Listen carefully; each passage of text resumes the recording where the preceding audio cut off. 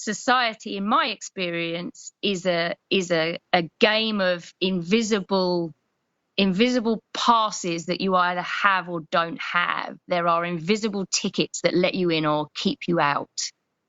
And I want to help children to make their own tickets so that they can go wherever they want to go in life, so that they don't feel held back. Welcome to Rethinking Education. Education's critical friend. Hello, friends, and welcome to what I am going to describe as a special edition of the Rethinking Education podcast, episode 9, I believe. This episode is special for two reasons. The first is that for the first time I'm interviewing somebody I know really well. I'm incredibly excited to share this conversation with you. It's a conversation from which I learned a huge amount, even though I've probably had literally thousands of conversations with Kate. Perhaps the main thing I learned from this conversation was about world schooling, what Kate describes as her Alice through the looking glass moment that led her to sell her house and move halfway across the world to set up her dream school.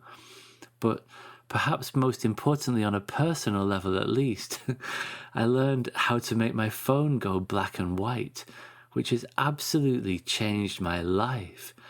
My technology addiction went from a 10 to about a 3 overnight.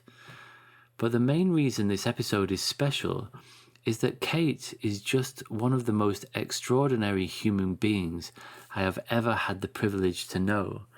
And so this is going to be quite a long introduction by Rethinking Education standards because, well, there's just quite a lot to say. I first met Kate in an interview room in 2010. She had been hired by my head teacher, who had worked with her at his previous school, to put together a team of teachers to design and teach a Year 7 Learning to Learn curriculum. Thank goodness Kate appointed me to join her team of 5 teachers, because from that day onwards, Learning to Learn became the central focus of my life for about the next 10 years. We were given the whole of Year 7 for 5 lessons a week to do with whatever we wanted. 5 lessons a week. That's 1/5 of their time, like a day a week.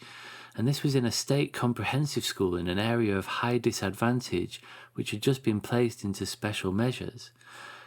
It was immediately clear to me that this was a once-in-a-lifetime opportunity to do something really bold and different. And so to capture the impact of what we were doing in the most rigorous way I could think of, I signed up to do a PhD. And that turned out to be an 8-year study because we followed 4 cohorts of students from Year 7 through to Year 11 to GCSE, 1 control cohort and 3 Learning to Learn cohorts. To cut a long story short, those students went on to achieve the best set of results that that school had ever seen by some margin, and in particular, learning skills was beneficial for students from disadvantaged backgrounds who saw accelerated learning gains across the curriculum.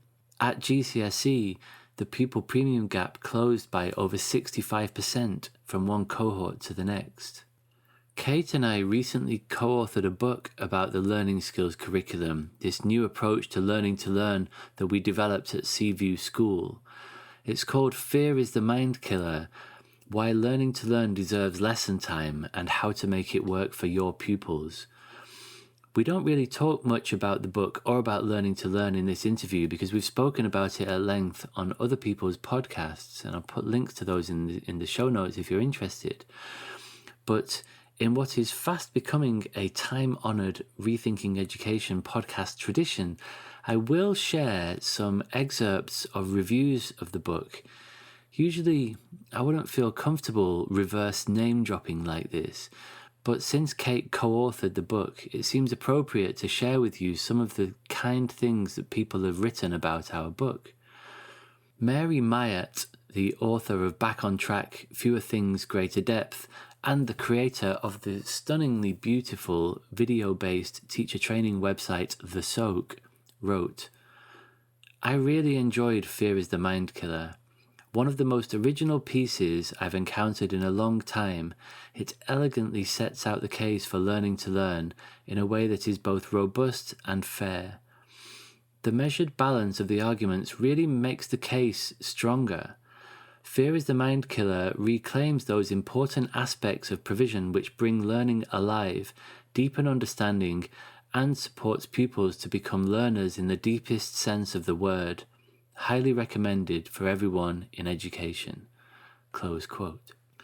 The next quote is from Mark Enser, the geography teacher, test columnist, and co-author of Generative Learning in Action, among other very good books, wrote, "As someone who has always been somewhat skeptical about the potential for learning to learn, I found this book an eye-opening and refreshing read. It clearly acknowledges the criticisms of previous attempts to implement the teaching of learning skills, whilst also showing how it can be implemented successfully.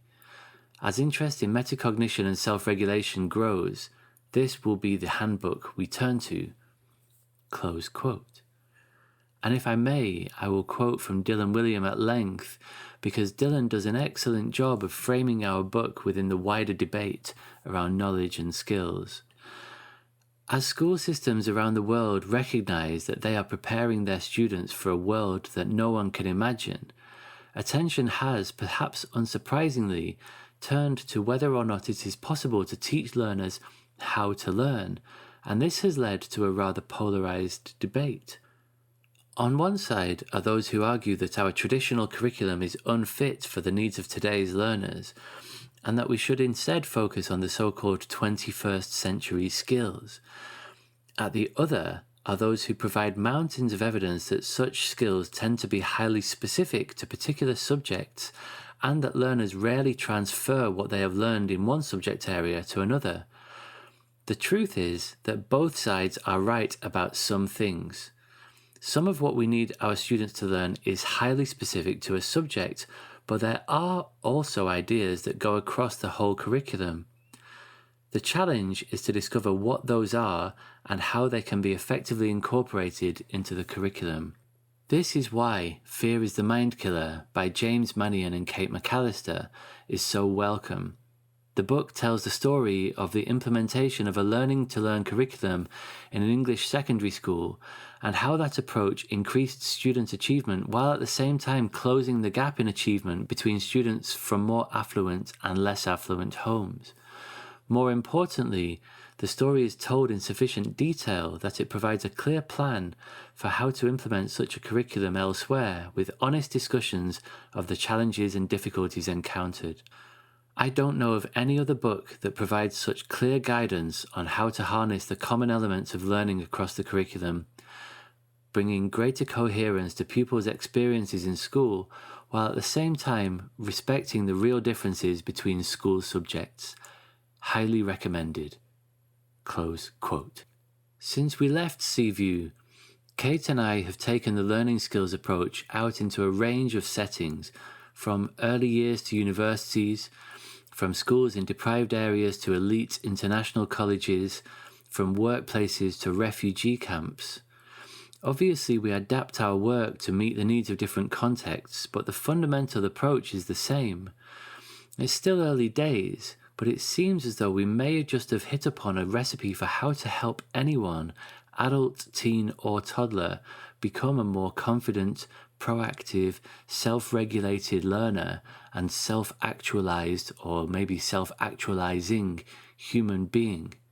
Our work in scaling up the approach in new and diverse contexts continues apace, but it is to the last of these settings, the world of refugee education, that I will now briefly turn. As you will no doubt recall, a few years ago, around 2014 or 2015, the refugee crisis hit the headlines in a really big way. As Kate mentions in our conversation, we referred to it as the refugee crisis in the UK and elsewhere in Europe, but that's actually quite misleading because the word crisis kind of implies that it's a short-lived thing. But actually, the astonishing, profoundly troubling reality is that the average time someone spends living in displacement is 17 years.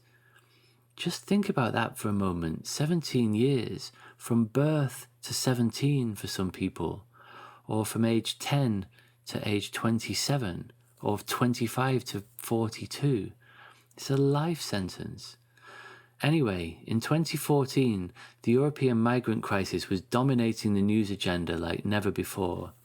And like many people, Kate found herself feeling frustrated, helpless and angry, and throwing things at the telly. But unlike other people, Kate decided she was going to do something about it. In particular, she had what might seem at face value to be a pretty crazy idea. What would happen if you bought a double-decker bus and converted it into a school and then drove it into the middle of a refugee camp? That way you could provide a safe space where at least some of these displaced human beings could come together and learn from one another. As it turns out, you can buy a double-decker bus on eBay for about $3,000. And so working with her friend Darren Abrahams, Kate crowdfunded some money and the school bus project was born.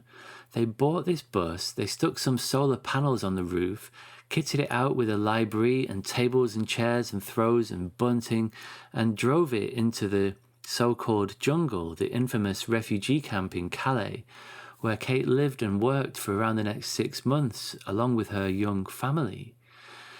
In 2016, the refugee camp at Calais was shut down. Kate and Darren realised that they needed to amplify their efforts, and so they set up an organisation known as Crisis Classroom, which has now trained thousands of volunteer educators to go into refugee camps all over Europe and work with people living in displacement. Last year, Kate decided to sell her house and to set out with her young daughter on what she planned to be a world tour of alternative education settings. Their second stop was to visit a so-called world school in the Dominican Republic in the Caribbean, and we'll hear more about world schooling in the conversation. And then, of course, a year or so ago, COVID hit. And so they got stuck there. And as it transpired, Kate, in around September, decided to open her dream school in the middle of a pandemic where most of the other schools in the world are closed, like you do.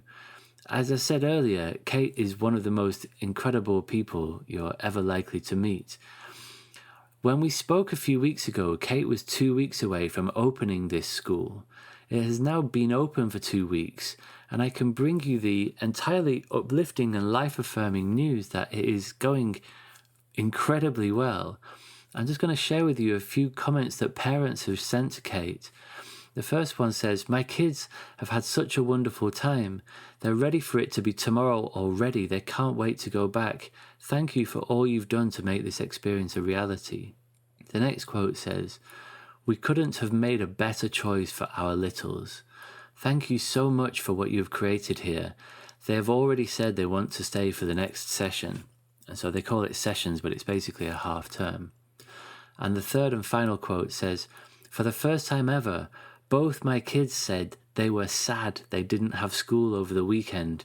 I mean, I don't think I ever said that as a child. Lol. I even heard," and then they mention another parent's kids say the same this morning. Bravo. Close quote. Now, I don't know about you, but this is not the kind of feedback I'm used to seeing from the parents of school children.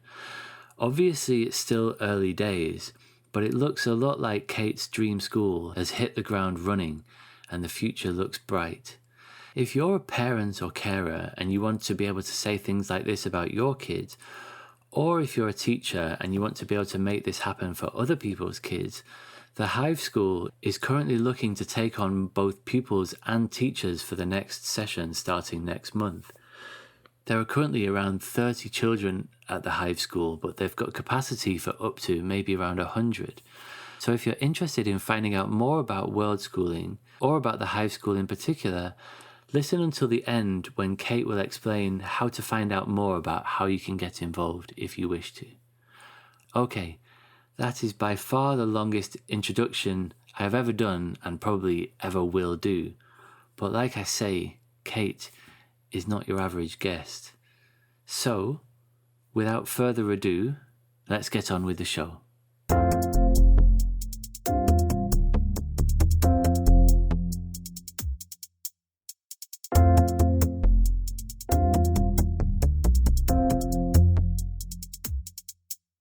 Kate McAllister, welcome to the Rethinking Education podcast.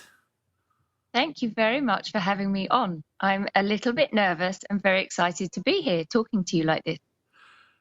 Likewise, and it's lovely that you feel a little bit nervous because we know each other so well, but this is obviously a slightly weird situation because we're having a recorded conversation. But I think it's going to be really interesting. So let's start with the fact that you are in the Dominican Republic. This seems to be the most obvious place to start, and that you're about to open a school in the next 2 weeks. Is it happening? Yes.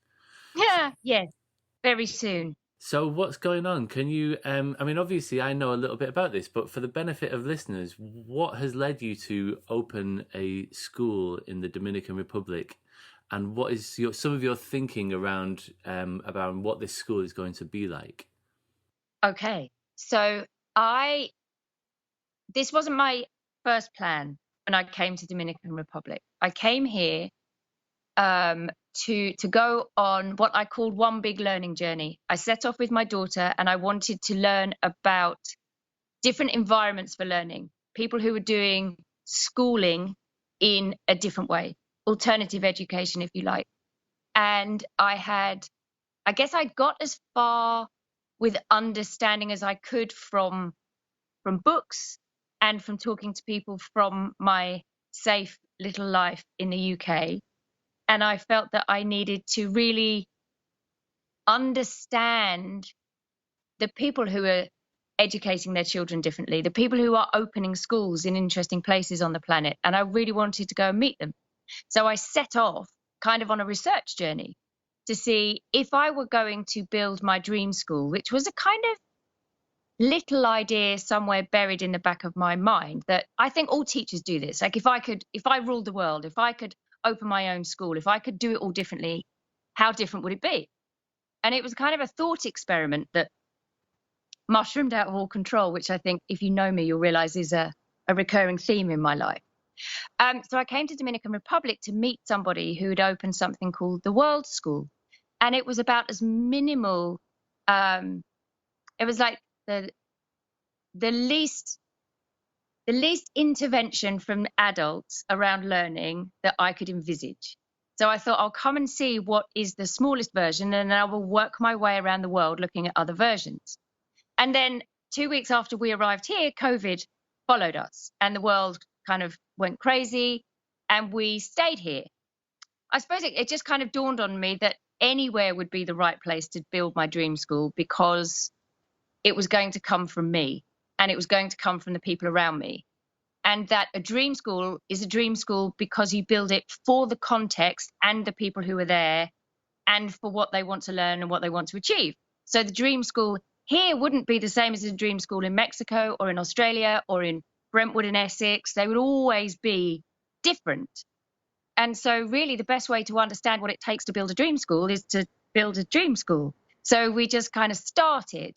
And there's a method inside the madness that I've been developing for about 5 years now. When I finished working with you in a secondary school in the UK, I went off, I got sidetracked while we were supposed to be setting up a business and started to do education in refugee camps and to take our model of learning, of looking at the learning skills and the relationships and individuals as learners rather than content. So we looked at learning from the human perspective rather than the content perspective. And I took that model and grew it again.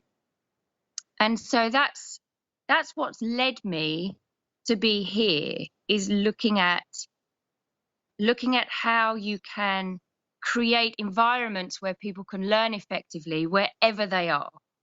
So even if they're a refugee on the move, if they have the skills and the relationships they need to keep learning, then they can do so. And even if you are in the middle of the jungle in the Dominican Republic, in the middle of a global pandemic, you can also use that method to build a school. You can build a learning environment out of the people and the knowledge and the context. And that's what I'm doing here. And so you say that it's different in different contexts, but there is also this sort of this unifying idea in this idea. So it's called a Hive School that you've opened. Can you explain a little bit about why it's called a Hive School, and there's this wider movement called the Human Hive that you've been involved with? What's that all about? What's that all about? It's about making it easy for people to contribute something meaningful to something bigger than they are. So no one person can have all of the answers for everybody. But everybody has some answers that they can share with others. And in the same way that bees all contribute to making honey that everybody can share, human beings can contribute skills, knowledge, expertise, experiences, mentorship to new knowledge that is created and shared, and new experiences that can be shared.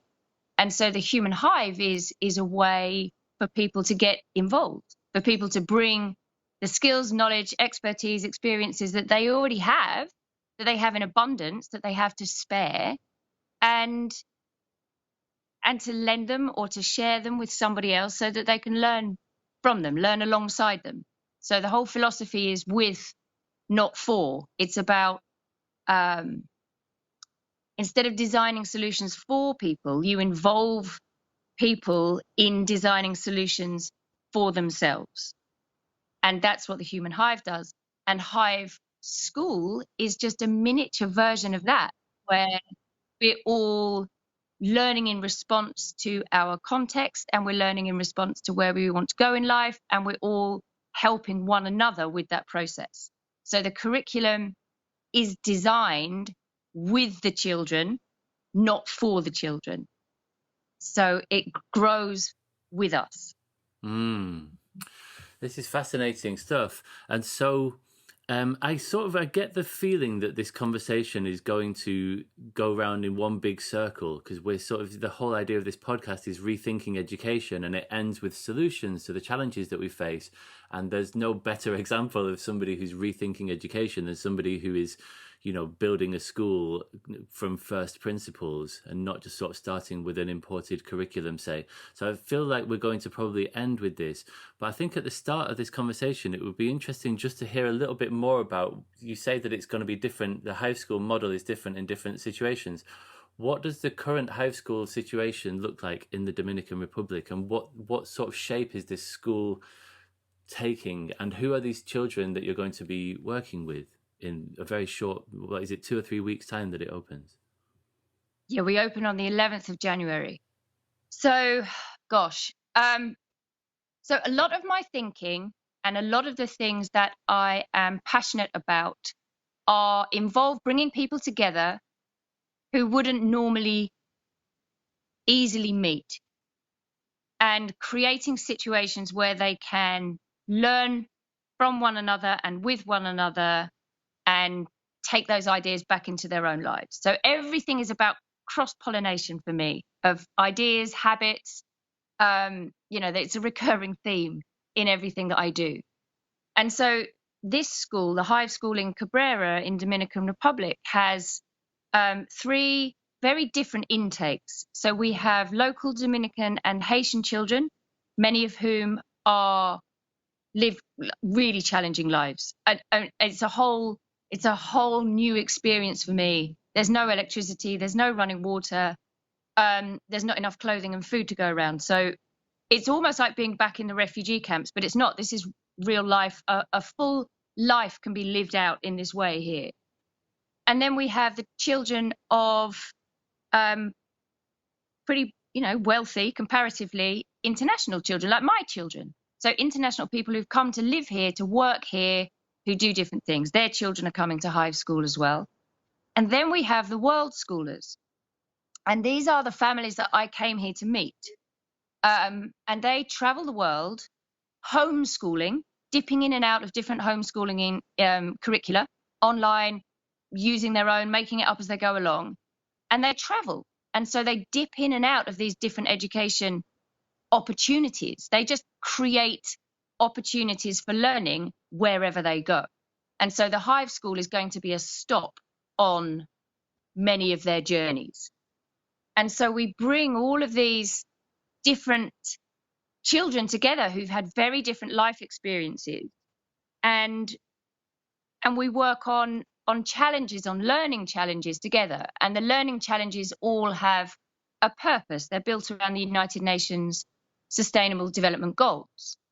And so as we are looking at these global challenges, we're looking at them through the lenses of very different personal experiences and learning a huge amount about how other people live and why they make the choices that they make and why they make the decisions that they make and how the world works for different kinds of people.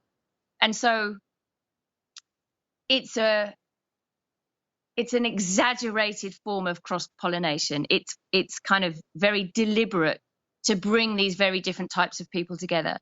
And the teachers and the volunteers who are coming are also deliberately very different types of people, so that we can learn much more about one another by living alongside one another while we.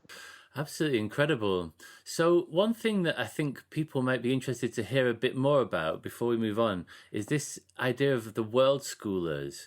This is something that there's a whole sort of community of people who I just had no idea about. And so my rudimentary understanding is that you were going to go to the DR to look at this world school. And this is a school that moves around the world. And so, as I understand it, the plan was that it was going to be in the Dominican Republic for a while, and then it was going to move to the Pyrenees, say, and then it was going to move to somewhere else on a different continent again. And that just sounds like ridiculously impractical, right? Like, we're going to set up a school and then we're going to move to a different continent, and it'll sort of be the same organization, but obviously it'll be different. Like, what is going on with this world schooling movement, this community of people? Who are these people? But that's the fascinating thing. They're all really different. So I found out about world schooling. A friend of mine said, "Oh, you should join World Schoolers on Facebook." And I was like, "World Hoolers? What?" And it was like that moment when Alice goes through the looking glass. I was like, this is the parallel universe that I've sensed my entire life, that I've dreamed of, where people are just doing that stuff, right? They're just living that unbelievably free existence with their children, and they have jobs and they're earning money and they're doing fascinating things, and they're taking their children along for the ride, and they're not missing out on anything, and they're not falling behind anyone. And this is exactly what I didn't even know I was looking for it until I found it. And so that was it. I'd gone through the looking glass, and from there I just kept looking. How do these families make it work? How do they earn their money? How do they travel? How do they make sure that their kids grow up well-rounded? All of those kind of questions that we have in the back of our mind as parents and as educators when we've grown up in a standardized system, right? That you have to be in it in order to do well in it. And if you stay outside of it, then that's dangerous. It's dangerous out there. Don't go out there. And so world schoolers are families who've stepped outside and realized it's not dangerous. There aren't monsters out there. Actually, there's a whole world of other families, and they come together and they connect and they do projects together, and then they break apart and they go off and do other things. And over the course of a lifetime, over the course of the same 12 years that you would have if you put your child through the same school for 12 years, you build up a curriculum of experiences and knowledge and skills that you go through life with. It's just a very different way of viewing what an education could be and should be, I guess. So they're just people, they're families who like to travel and learn together. And so these are not necessarily, families who are wealthy enough to opt out. You're saying these are like working families who I presume they've got jobs like, you're an accountant or a web designer, where as long as you've got an internet connection, you can work wherever you are. Is that the sort of people that we're talking about? So there's a term called digital nomad, and so they're people who work online and they don't live anywhere. So I suppose to a certain extent I'm a digital nomad. I sold everything. I had to sell everything I had in order to be able to do this. So that's what I did, and other people have done the same. And so now they're, as Theresa May would say, citizens of nowhere. They're citizens of everywhere. They feel as if they belong everywhere, and they go everywhere that they can. Yeah. In a restricted form, differently, but I didn't know that when I came.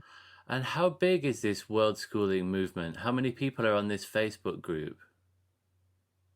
10, more than 10,000. Right. And so there are people who do this full time. So they're full-time world schoolers, and this is their whole lifestyle. And then there are other families who do this. They're mostly homeschoolers, and they sometimes travel. So it's a very broad spectrum of people who look at the whole world as a classroom and every experience as a way of learning. So, even people who do that, who go on educational trips with their kids at weekends, drop onto the spectrum of world schooler somewhere. It's not so different in reality. Yeah, I guess so. They're just people, and they're living their lives, and they've got their troubles, but they've just got different sets of problems because they've committed to a different way of life. But as you say, like, it seems to be this quite a vibrant community where, this whole the world school that you went to visit, within a sort of week or two of it being announced, it was already oversubscribed. So there's like this constituency of people who are really keen to work in different ways. It's just incredible. Like, I'm sure that many listeners wouldn't have known that this was a thing. So it's just called World Schooling, is it? If they want to find out more about this, it's a group on Facebook. Yeah, if you just put World Schooler and World Schoolers into Facebook, you will find the communities. And there's single parent world schoolers. There's lots of different subgroups in there, and they share openly ideas for earning money, places to travel, the best insurance. It's that parallel universe, right, where everybody's nice to each other and everybody helps everybody out, and it exists, and you can just tap into it via Facebook.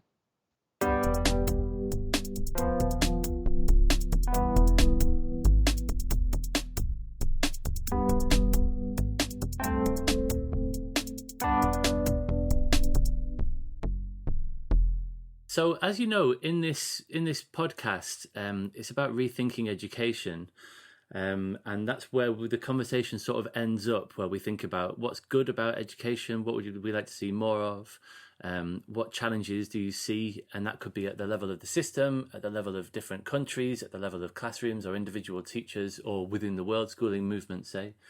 And as us as individuals as well. So that's quite a wide-ranging conversation where we think about problems and then potential solutions. But I like to start with the guest to find out a little bit more about how is it that you came to be living this life that you're living. And we sometimes joke, I think that you gave me this line, did somebody else say it, that you got, the work that you and I did was largely about self-regulation, and you got so good at self-regulation that you regulated your way to a Caribbean island to set up a school that's surrounded by mango trees and, surfboards and so on. So let's take a big step back and go back to the beginning. And I want to find out a little bit more about your own childhood and your own experience of education and the journey that you've been on. So let's start with your experience of school, and we'll go from there. Well, it's probably not going to be surprising that I didn't have a particularly positive experience in my formal schooling. Why do you say that's not surprising? Well, I think often when I read books about people who've gone off and done things differently, or I've listened to podcasts with educators who are trying to shake things up a little bit, there's there's always a little bit of themselves in what they're trying to achieve. And so often the system that they went through, they feel was missing something that could have helped them when they were 8 or 11 or 15. And it's only now that I look back on what I'm doing that I realize that applies to me too. So from as far back as play school, I remember not liking play school. I remember not liking having to sit down at the same time and in the same way as everybody else. And I remember not wanting to go. I didn't enjoy anything about primary school. And I actively disliked all of secondary school. So it was a very challenging, my relationship to learning was very challenging. I wasn't very good at it, and I didn't enjoy being in school. Wasn't there some incident? I remember you telling me a while ago about an incident where you weren't allowed to drink water or something. What was that? Oh gosh, yes. So at primary infant school, I think this was an infant school. I got my first detention. Yes, I got my first detention. I had to stand in the corner facing the wall for drinking water. We had those. I remember it so vividly. These little Pyrex glass cups that had lines around them. Anyone else who went to school in the 70s will probably remember the same ones. And you had these gold jugs that you filled up with water, and you weren't allowed to drink water until you'd finished your food. And I have always liked drinking water. And so I would want to drink my water first, and I would want to drink my water with. And if ever I forgot and drank my water, I would get in trouble. And then I started, I don't know if I did it deliberately or not, but I remember drinking a glass of water and being made to stand up and miss out on my lunch. And I must have been 6 or 7 years old. So I remember that, like, why? What difference does it make? What order the food and the liquid go into my stomach? What difference can it possibly make? It's a good question. And so, yeah. And so I think I've always had that question in my head. What difference does this make? Like, what is the point of this? And I still have that today. I ask myself that question when I'm examining my own personal habits and the order in which I do things. And I look at school in the same way. And that started age 7. And I think it stayed with me. And so what kind of schools are we talking about? State comprehensive schools in Essex? Yes. So I was born in East Ham, and then my parents moved to Romford, Gideon Park, which is just next door to Romford. Still Romford. And I went to a big Victorian primary school. I'm guessing it probably had 2 or 3 form entry. And it was one of those big East London red brick primary schools. And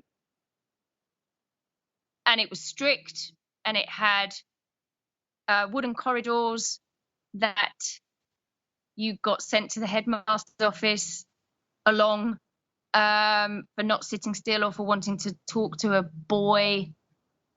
All kinds of things. It was just challenging. Every single thing about it was challenging to me. My hair wouldn't lay flat. My tie was never straight. I always wanted to talk to people. I always wanted to ask questions. I was curious and jumpy, and I had all of this energy in me. And I was aware that I didn't fit, that I couldn't be good in the way they wanted me to be good. And so I have that, like, it's making my belly feel uncomfortable now talking to you about it. Wow. Making me feel emotional now as a nearly 50-year-old woman. Yeah, well, this is often what people say, that these experiences that they have of school and your sense of not fitting into this mold that they wanted you to fit into, it stays with you for life. And you ended up sort of voting with your feet, didn't you? And you didn't really go to school much. Was it year 10 that you sort of just didn't really go at all? Yeah, year 9. By the time I got to there, I'd had I got to secondary school, nothing much had changed for me. I got glasses, that helped slightly. So I'd also not been able to see anything for the first 11 years of my life. And I think that also had an impact. But the damage, I think, was done by then. So by the time I got to about 14, I just didn't bother going in. The teachers, I think, were quite pleased that I didn't go in. Nobody ever came looking for me, as I recall. My physics teacher, when I arrived, she would kind of say, "What mood are you in today, McAllister?" And we would sort of have a silent agreement that I'd just wander off again and that she wouldn't come looking for me and that everybody's life would be easier like that. And so that kind of just, that grew into really not turning up for much at all. Yes. Okay. And so, and your, in your home life, were you getting, what were the messages around education that you were getting from home? Well, my parents had both left school. So my dad left school before he sat his O levels. I think he might have been asked to leave as a teenager, as I recall. That's his story. And my mum got a couple of CSEs, but education wasn't. They hadn't done well in school. They hadn't been successful at school, and therefore there wasn't much pressure on me to be successful. I never felt that there was much of an expectation that I would be successful at school. I don't remember it being a particularly big thing. I remember it being my parents being disappointed that I was difficult, but I also remember my dad, that we were kind of connected by this shared disdain for being told what to do and learning things that we couldn't see the point of.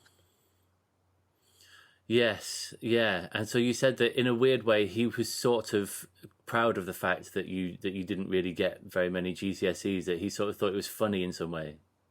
Yeah, what do you, I chip off the old block type of thing. The apple didn't fall far, that's my girl. You know, that was there for sure. Or I certainly felt it. I don't know whether he intended it. But he said those things out loud, so I guess he kind of must have, right? And so that was there. Yeah. So you weren't getting pro-education vibes from home, but so what were the values that you were growing up within? What were the values that were considered to be important that you were getting from outside of school? Be kind, be useful, be truthful, be hardworking, get better, grow, make a difference, achieve more, have more. You know, one of Thatcher's children. That was all in there. So if you're not going to go to school and do well, you need to get a job. So I had my first job. It was before. What's you get a national insurance card, don't you, when you're 16? And I didn't have one yet, so I was working at 15. So that was encouraged. It was, encouraged to work hard and gain skills and be multifaceted. I think I remember that being make sure you've got lots of strings to your bow. I remember that being an expression that was used. You know, you have to be a jack of all trades. You may end up being a master of one or two, but it's important to be able to do lots of things well so that you can always keep moving and doing and never get stuck. And I think that's definitely stayed with me. So what I'm really interested to understand is that, so you had this really bad experience of school as a young person, and you weren't getting pro-education messages from home, and you left school without much in the way of qualifications. And then before, I don't know how long it took, but at some point when you trained to become a teacher, you went back to the school. The first placement that you were at was at the school.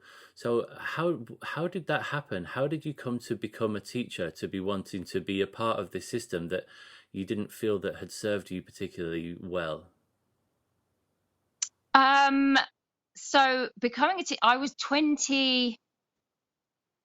So I'd left school at 15, just before my sixth. I'm summer born, and I didn't get any GCSEs, including English and maths. I got French and art. Like, that was it. And so I went out to work, and I learned the things that I needed as I went along. And I always knew that I didn't want to feel like that I had an awareness of being an Essex girl. I had an awareness of being a school dropout, and I had an awareness that that was not viewed particularly well by society. At that time, there were lots of jokes around being an Essex girl, and it just wasn't like I wasn't proud of myself. And I didn't want that feeling to last forever. So I started figuring out what I could do differently that would get me from where I was to a place where I was happy to be, and that I was proud, could be proud of myself. And so I just taught myself to do different things and got different jobs and worked my way up. And wherever I was looking at who was ahead of me and what were they doing differently to me? What did they have that I didn't have? And then I would figure out how I could get that so that I could get to where they were, and then I'd get beyond where they were. And that took me all the way out of the UK and into Paris. And I started working there, and then I became bilingual, and I got married, but it didn't last very long. So at 27, I'd worked in lots of different industries and done loads of different jobs. I was a single mom, and I had to find a pragmatic solution to my predicament, because I was still an unqualified Essex girl at the base of it, and I needed to be better than that for my child. And so I thought, what can I do that's going to earn me enough money so that I can give my kid a good life and myself, and that's going to give me enough time to be a good mother? I want to be there for my child. And so being a teacher seemed like a really sensible solution. And that's what took me into teaching. And how I got into teaching with no qualifications is I just kind of turned up and joined the back of the queue and applied to university.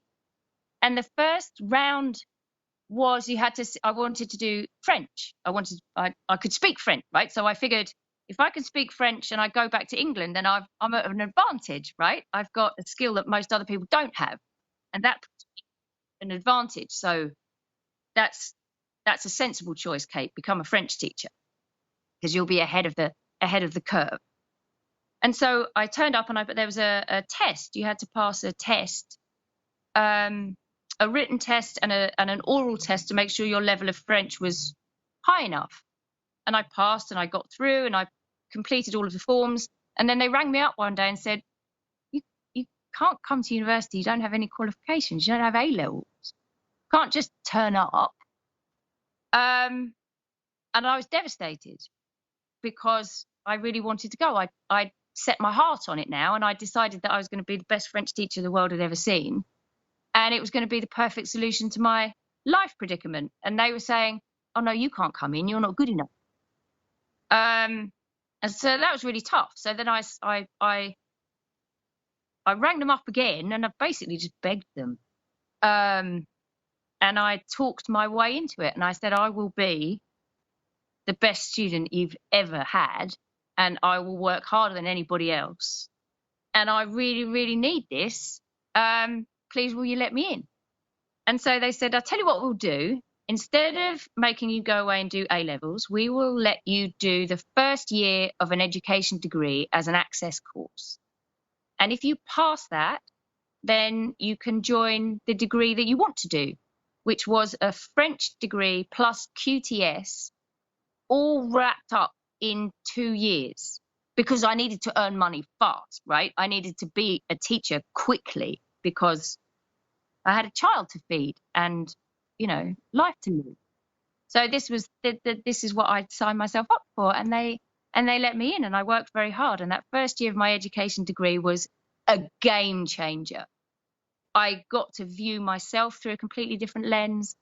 I got to view other people. My whole life experience up to that point just kind of disintegrated and got rebuilt. And I really enjoyed it. Tell me more about that. Why was this first year, this foundation degree, such a game changer? What was it that disintegrated in you, and what grew in its place? My understanding of learning. I'd always thought I was thick. I've been told I was thick my whole life, that I was stupid, and that's why I couldn't do school. And that people were either born clever or they were born stupid, like me. And the clever ones do well in life, and the stupid ones, if they're lucky, they marry well, you know. And I'd been unlucky. I'd married badly. I had to start all over again. And then I started to read education research and read people who think about learning and think about child development. And it opened up this whole world of opportunity that perhaps you could learn to be good at learning. And that it's not completely fixed at birth. Some people still think it is to a certain extent, but many people disagree. And I got to look at myself in a different way by studying education and by studying learning and by studying teaching. And so that had a huge impact on me, because it changed the way that I viewed myself up until that point. And bearing in mind, I'm nearly 30 at this stage. So, you know, I was in my late 20s. So it had a big impact on me. Yeah. Do you think that a part of that was the validation that you got through getting sort of like positive feedback from the organization that you were attending? Because you'd moved to a different country, like you said, you'd become bilingual. You'd clearly had taught yourself to do a whole range of things that don't fit into that sort of column of like, I'm thick and I can't do stuff. But I wonder, do you think that it was something about the formal recognition that you received? For sure. And I think that lots of people who've taken a less traditional, I think it is quite a traditional path actually for people like me. But it's, there's a street smarts path and there's an academic path. And they're very different sets of knowledge that you acquire and different skills that you develop along the way. And so I found university hard, really hard. And I remember saying when I graduated, 2 stone lighter than I'd started and slightly unhinged, that if I ever say I want to study again, just shoot me, because that's it. Like, I'm done. It's a clear indication that I've lost my mind. And now I'm often thinking I'd like to study more again. So it was good. It made a big difference to me to be, for somebody to appreciate my thinking and my mind, not my kindness or my work ethic or my ability to just withstand and be resilient. It was nice to not feel like, oh yeah, you know, McAllister's like a cockroach. You just can't stamp her out. She keeps coming back. To be, oh, McAllister's like got interesting ideas and it's nice to talk to her. Yeah, that had a big impact on me for sure. Yeah. And it's shaped who I am as a teacher, because I like talking to children. Yes. Yeah. So you became a French teacher, and then we probably should skip over. We've spoken on other people's podcasts at length about the work that you and I have done together over the last 10 years. And there's a book, in case you're not aware, listeners, that you can buy to find out more about that, available in all good bookshops. But I would like to just find out a bit more about the little bit of a journey that you took from becoming a French teacher to sort of getting interested in learning to learn, and the point at which we met 10 years ago. What was it that led you to starting to be interested, not in teaching French, but in teaching young people how to get better at learning stuff? So a lot of that work for me was around helping or supporting children to realize that they can do a lot more than they think they can. So I had noticed a pattern in the classes that I taught where there were certain behaviors that were masking, I always felt, feelings of inadequacy. And I suppose it's because these children were a little bit of a mirror to my behaviors at school and my feelings of inadequacy. And so what I was interested in was how can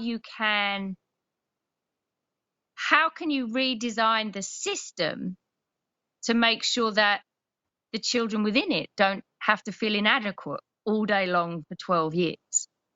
And in doing that, you can help them to not only feel good about all the things they already know how to do brilliantly. I mean, you know, lots of the kids who are struggling at school are incredibly adept at other things that aren't valued.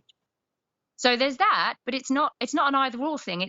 It's a both and thing, right? How can you both be recognized and seen for being self-organized and kind and all of those things, and also do well at school so you don't have to grow up into adulthood feeling like you're stupid or that you're lesser somehow. And so that's where pretty much all of my energy has been, I would say, since I started teaching for the last 20 years. How can you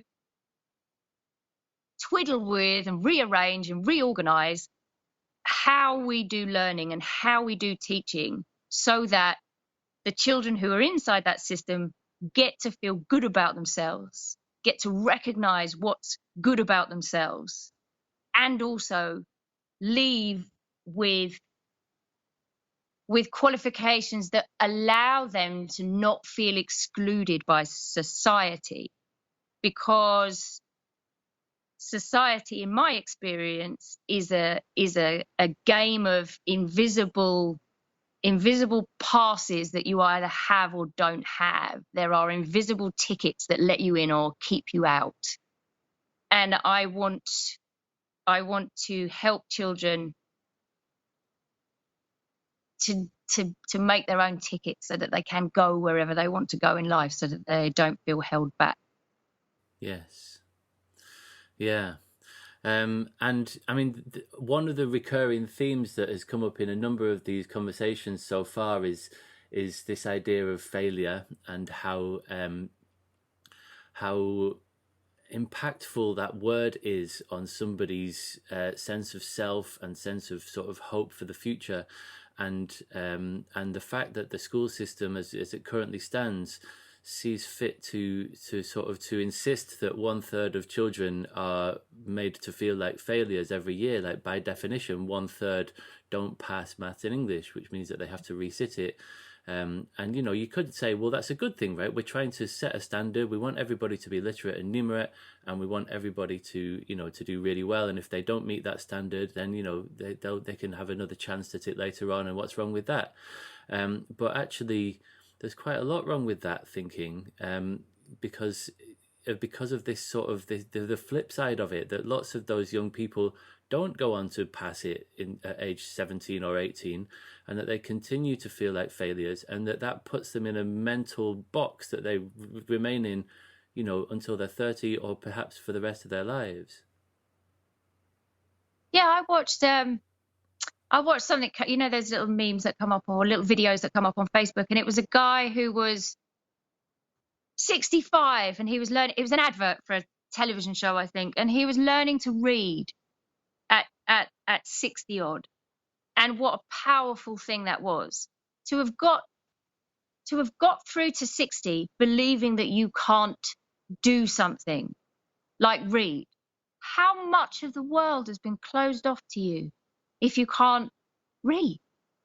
And to have got that far in life thinking that you can't read, that like, there's something deep inside. And he talked about his father and being, you know, he talked about all of the emotional barriers that he has built to protect himself, that he now cannot get through to learn to read. Like, children build these barriers to protect their feelings, and then they imprison themselves behind them.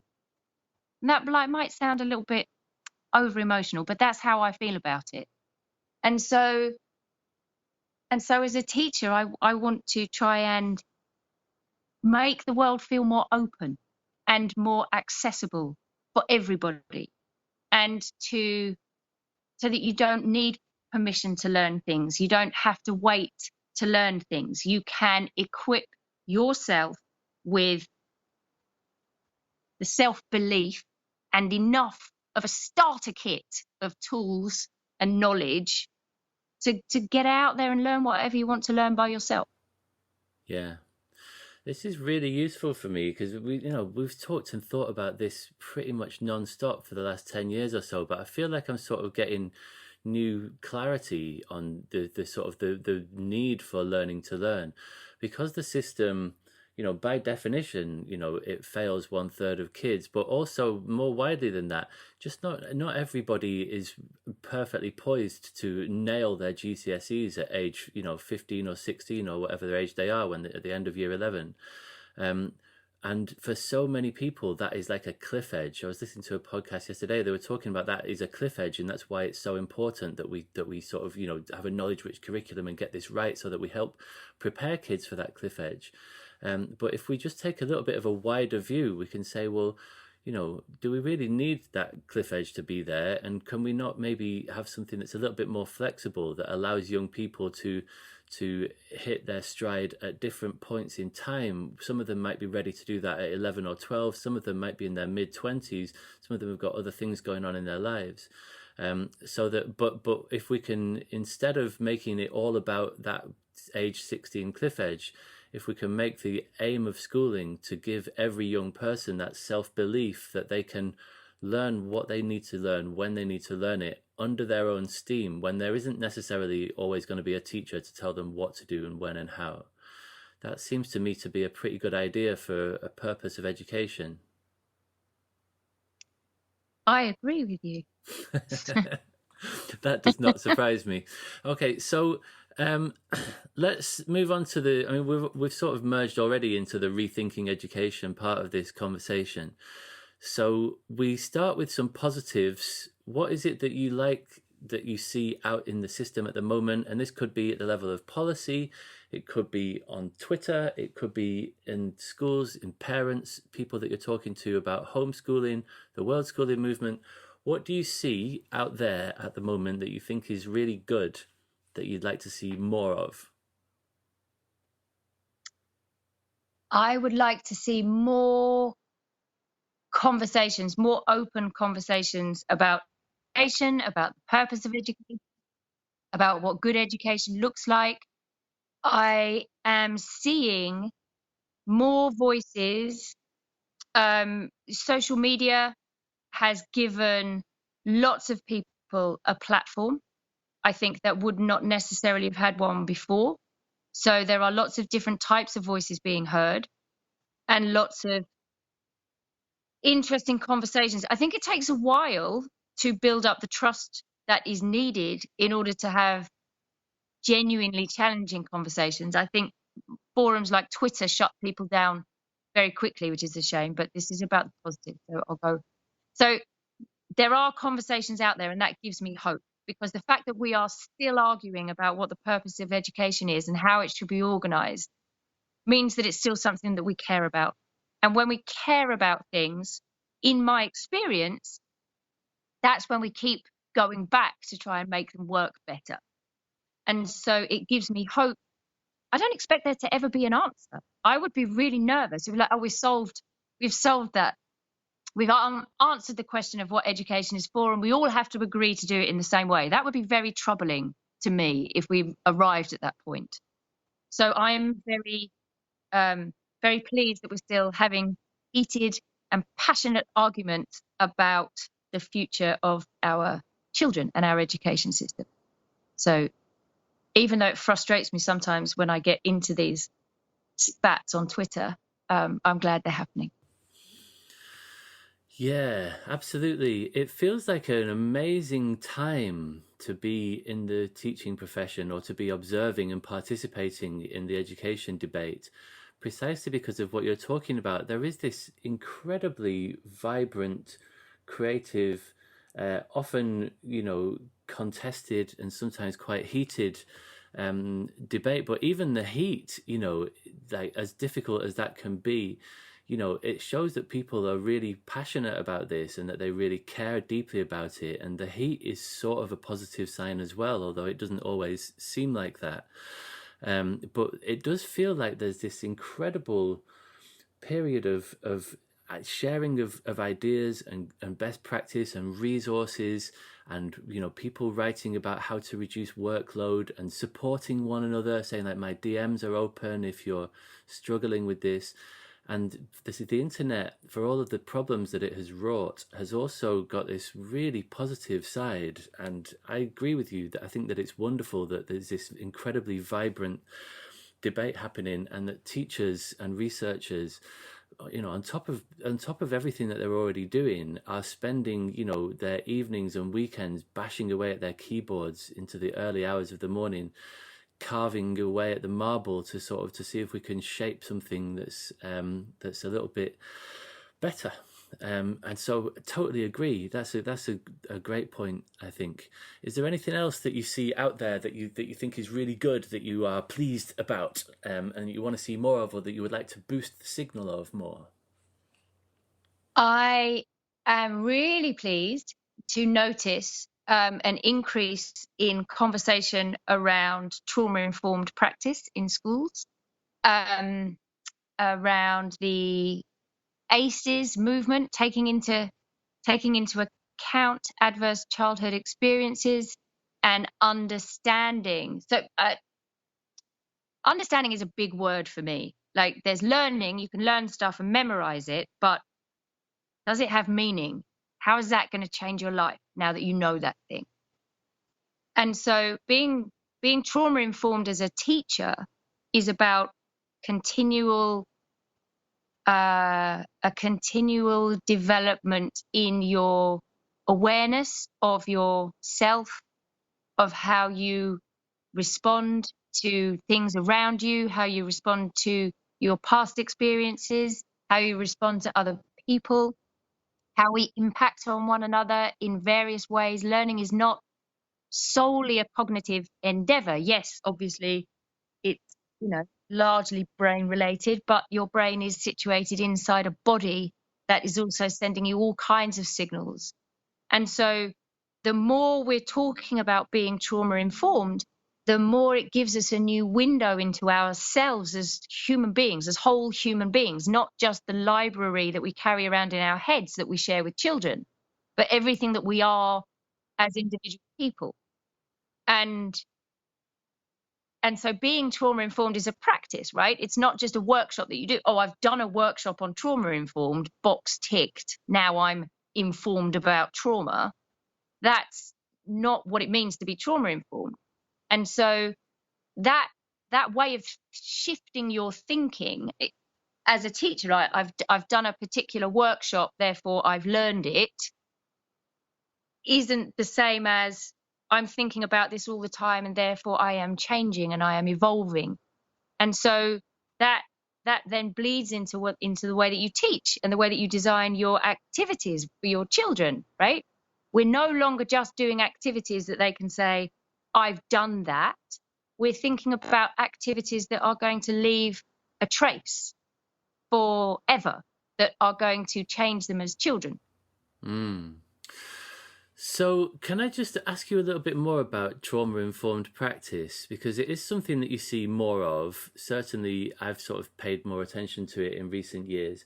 But I've also seen that some people are quite skeptical of it, and that they think that this is sort of like the latest fad, right? That the attachment theories is sort of like the new brain gym sort of thing. And many people actually might not have heard of this, might not even know what ACEs means. So can you just give me and listeners like a sort of a 101, like what are ACEs? What does it mean to be a trauma-informed practitioner? Oh gosh, I'm no expert. I'm learning at the moment, but I will try to put it into words for you. So every experience that we have as individuals leaves a trace, whether that's a positive experience or a negative experience. And we hold those traces inside our bodies. as well as inside our memories. And as they build up over time, they change the way that we respond to new experiences. So if we have had lots of neglect in our childhood, we will respond differently to somebody who hasn't had lots of neglect in their childhood. And so these experiences stack up and interact, and they shape the way that we go through life.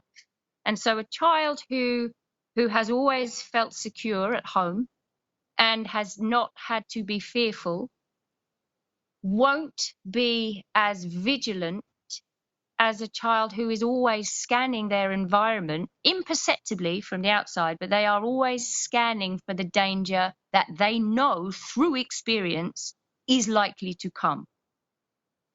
And so, in the most basic sense, part of their bandwidth that could be directed at learning the names of the kings and queens or developing new schema is being used up scanning the horizon for possible threats. And they become just jumpier, and more of their attention is going to take them away from learning. And if we know that as educators, we can begin to see that it's happening. It gives us a new set of what do I want to say? We see children differently when we see them through a trauma-informed lens. We begin to notice patterns in their behaviours that we didn't see before, and they're clues about how we can change what we are doing in our teaching practice to support them.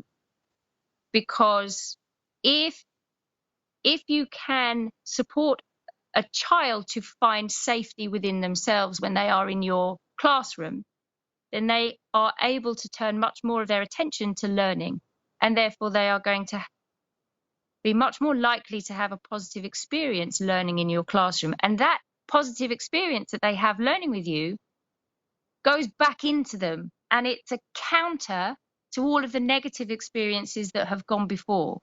So it does, like, it's a double win. Not only are they able to learn better in your classroom, right, to pass the tests by the measures that you find important, it also creates positive experiences that they can take away with them about how the world can be. The world can be safe, and the world can be a place of possibility and achievement. And that's really, really important. Yeah. And so what would it look like? I mean, it seems like we're talking about something that's obviously an incredibly severe situation. When somebody's had adverse childhood experiences, they've undergone some form of trauma or multiple traumas that, like you say, stack up and interact. And it seems that our nervous systems have evolved to keep us safe, and that somebody who's been through traumatic experiences like that become that sort of hypervigilance that you're describing. It's like it's become sort of hardwired in their nervous system, that they feel jumpy, that they feel like they're going to be defensive, and that they've got big red buttons that are really easy to press to set them off, say. So what is it that we can do as teachers when we're working with young people who've had these very difficult childhood experiences? What can we do as teachers and as educators, and what can young people themselves do to overcome these very profound sort of like hardwired challenges that they face? One of the most important things we can do as educators is not make it worse, not contribute to that jumpiness by being able to regulate our own nervous system, to be able to be a calm and safe space for children to be alongside, which is a really nice thing to say, right? When Ofsted come and set you into the jumpiest version of yourself you've ever been, and a global pandemic drops onto the planet, and it's a genuine existential threat, right? So the whole world at the moment is under an existential threat. So everybody is a little bit jumpy and a little bit wired right now. But in an ideal world, so if you are alive to that as a human being, as a teacher, if you know that you respond to your environment, that your environment is interacting with you all of the time, and whether you choose to notice it or not, you are responding. So a teacher who isn't choosing to tune into themselves and who doesn't believe that their environment can impact on them is not such a safe person to be around, because they just don't have that heightened awareness of themselves. I know that I roll my eyes at my own children when I have too much work to do and not enough time. Like, I can't believe you're asking me for a bowl of cornflakes. Oh, like, what is that behavior? That's appalling, right? And I know that I'm doing it, so I can instantly deal with that, right? I can figure out what I've got that's on my plate that's too much. I can apologize to my children, for starters, and I can talk to them about it and explain it in a way that makes it feel safe. And teachers can do that too, if they understand how it all works. Yes, yeah.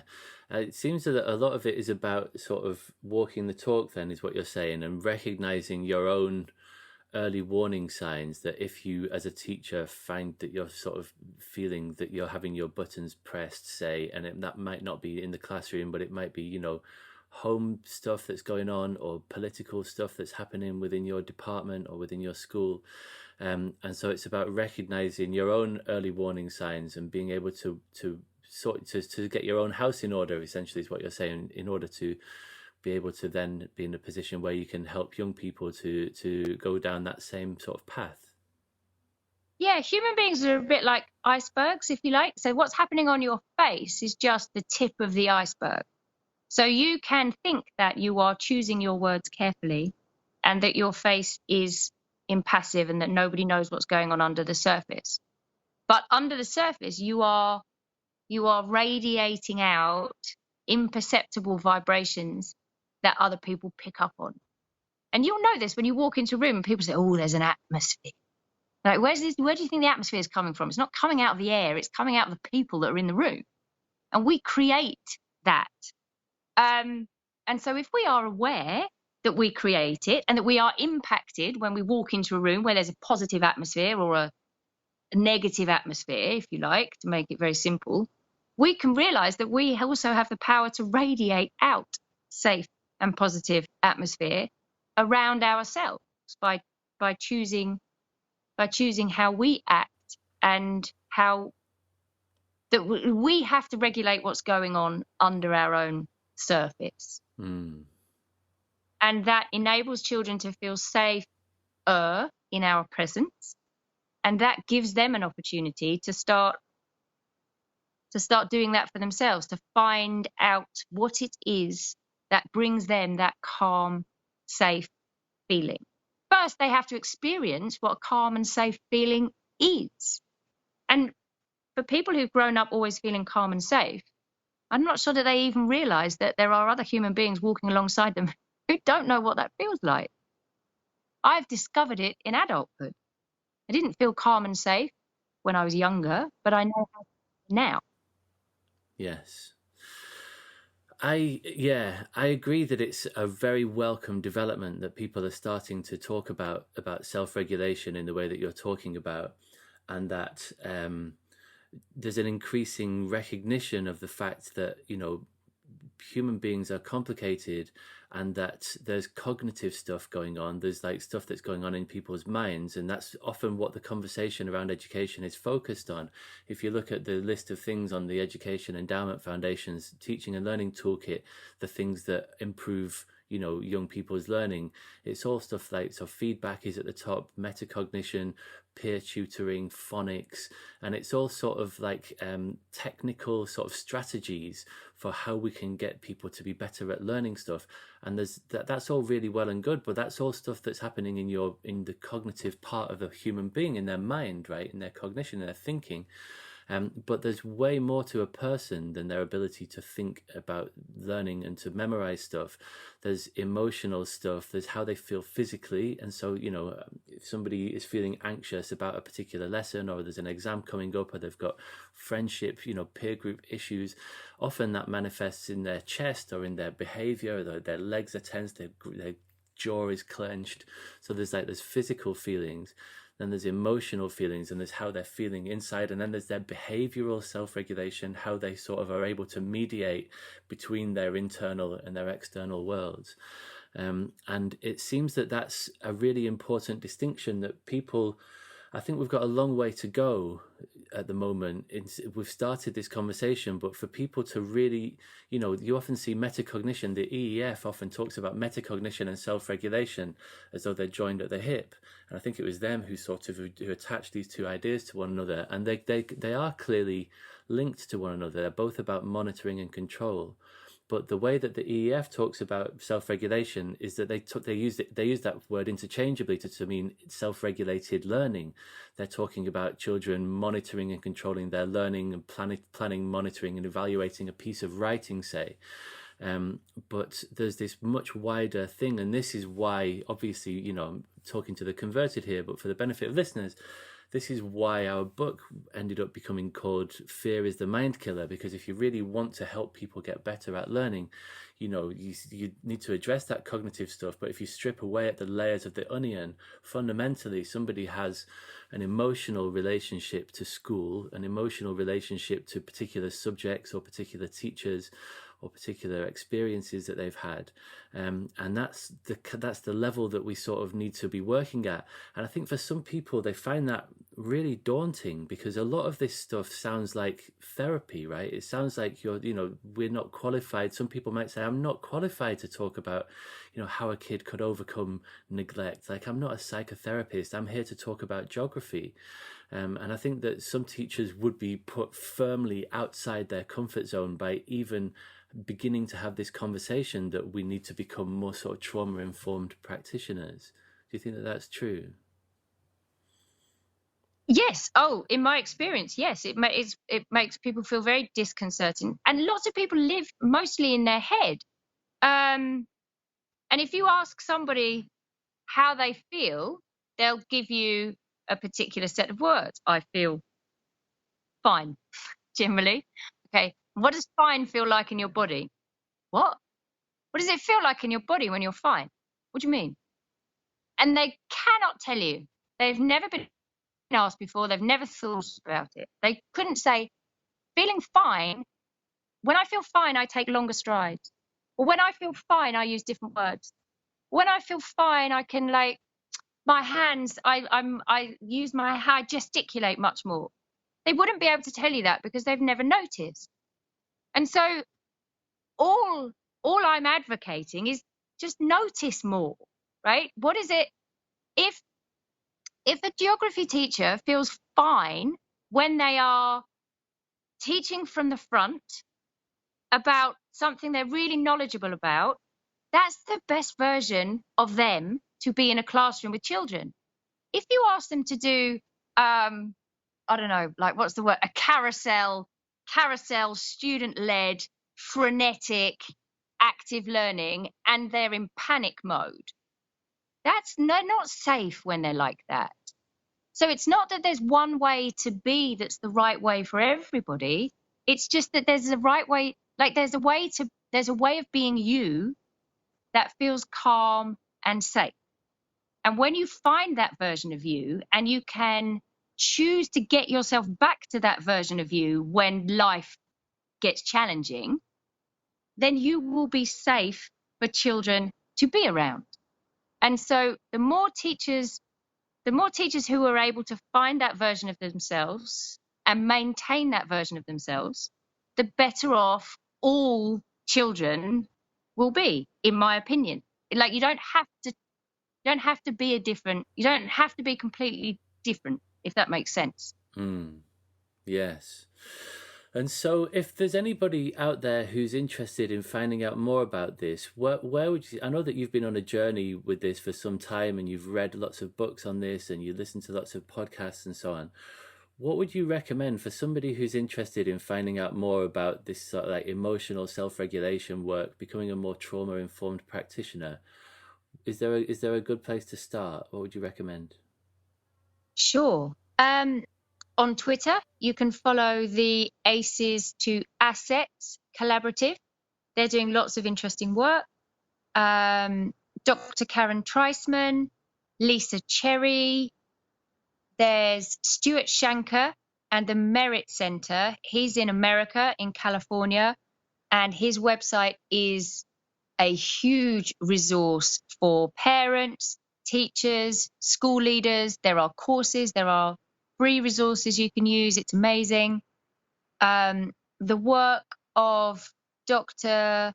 Gabor Mate, I was very fortunate enough to go and listen to him speak in Glasgow a few years ago. And he talks a lot about compassionate curiosity as well. And it's just a reframe of how we look at why we do the things that we do.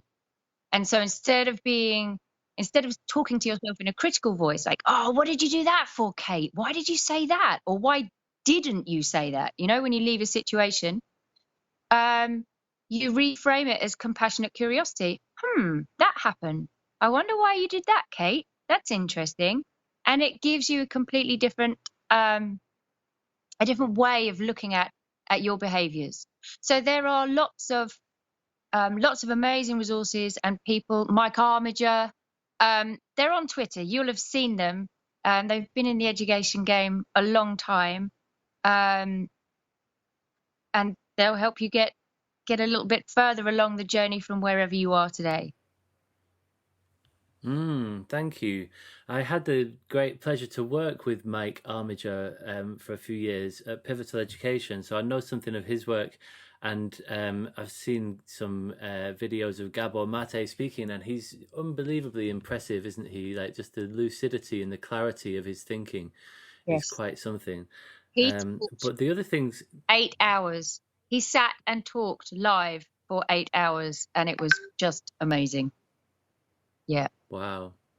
But some of these other things that you mentioned, Aces to Assets and the Merit Center, I have not come across before. So thank you for that. I will look them up. Okay, and before we move on to thinking about challenges and solutions, I know that when we spoke yesterday, you talked about something else which sort of links to what we were talking about earlier about how you're pleased about the wider conversation that's going on. And you mentioned yesterday that in particular, you've been encouraged to see the increase of female voices within the education debate. Yes, I have. When I first joined Twitter, I lurked for a really long time, and I didn't feel that I could add my voice to anything. And then I came across Women Ed hashtag and movement, 10% braver, all of these kinds of things. And it made me believe that I do have a voice, and that I may not have taken the same path as lots of the big voices in education, but that my experience is valid too. And there's, as you mentioned earlier, 30% of young people are coming out of school believing that they're failures in the same way that I did. And who is speaking for them? How are those voices being heard as well? So all of this diversity of voices and focusing on a diversity of experience has been hugely encouraging for me. And I hope that it is encouraging for other people who have taken pathways that maybe they feel aren't as valid as others, to say, oh, well, hang on a minute, I may have interesting things to say, and I may have interesting ideas to share, and maybe I will be listened to and heard as well.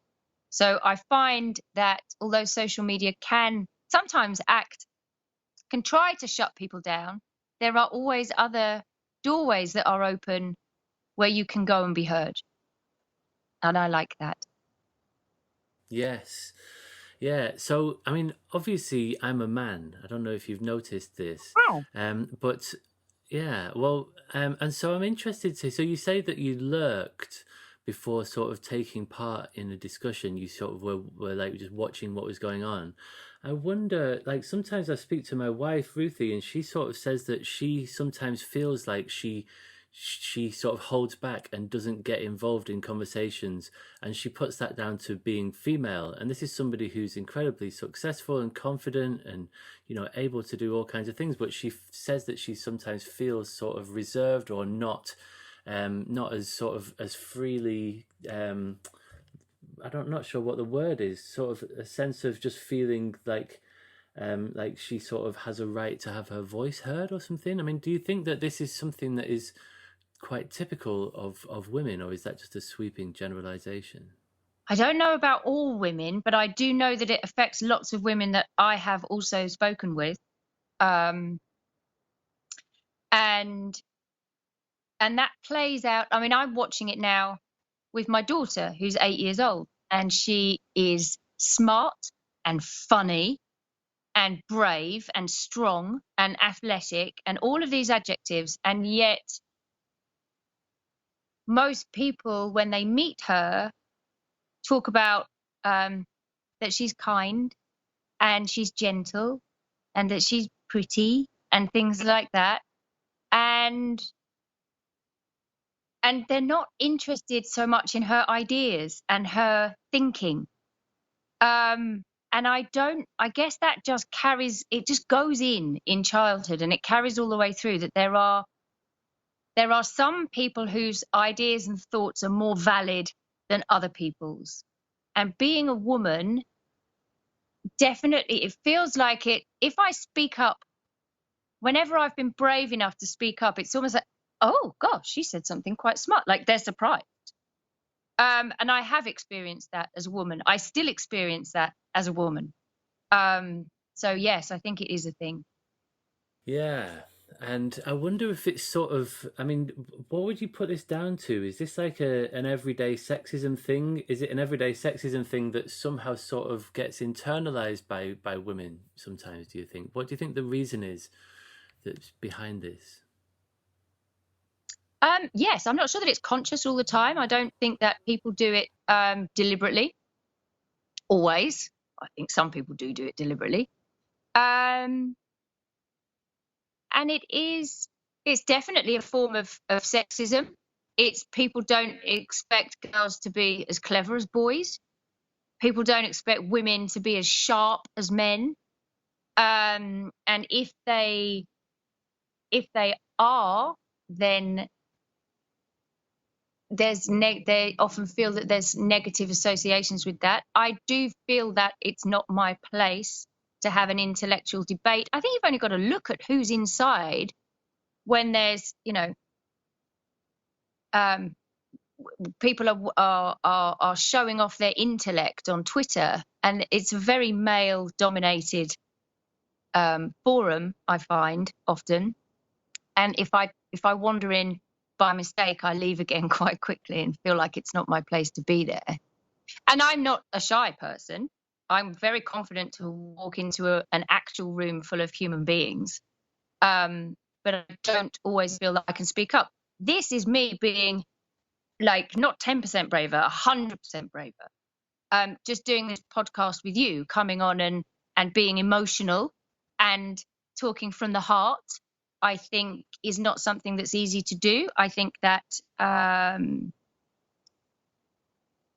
that people listen more to rational, empirical, intellectual sounding arguments more, and that there is a place for being more holistic. There is a place for all of humankind in education, and that includes women. Yes, it shouldn't even need saying that, should it? But obviously, the fact that you're saying it suggests that it does need to be said. And like I say, this is not something that being male is sort of, just naturally, I don't feel like I have noticed as much of this as I would do if I was female. But like I say, having spoken to my wife about it and having spoken to you about it previously, it definitely is real, I think. And I think that lots of the abrasiveness that we see on Twitter often comes from men who sort of grandstand and take very sort of strong positions on things, and I fully welcome this rebalancing of the debate. And like you say, the Women Ed 10% Braver, it seems like there are places that women can go and find sort of strength in a collective voice, and long may it last and continue. It's a place where you can go to practice speaking up. And I don't think that certain groups of people are encouraged to stand up and speak up enough in school. We talk about this all the time with oracy practicing, in a general way. But there are smaller groups within the general population who I feel are encouraged even less to stand up and speak up. So having these forums where you can go and practice until you feel brave enough to go into the big boys arena certainly has been helpful for me.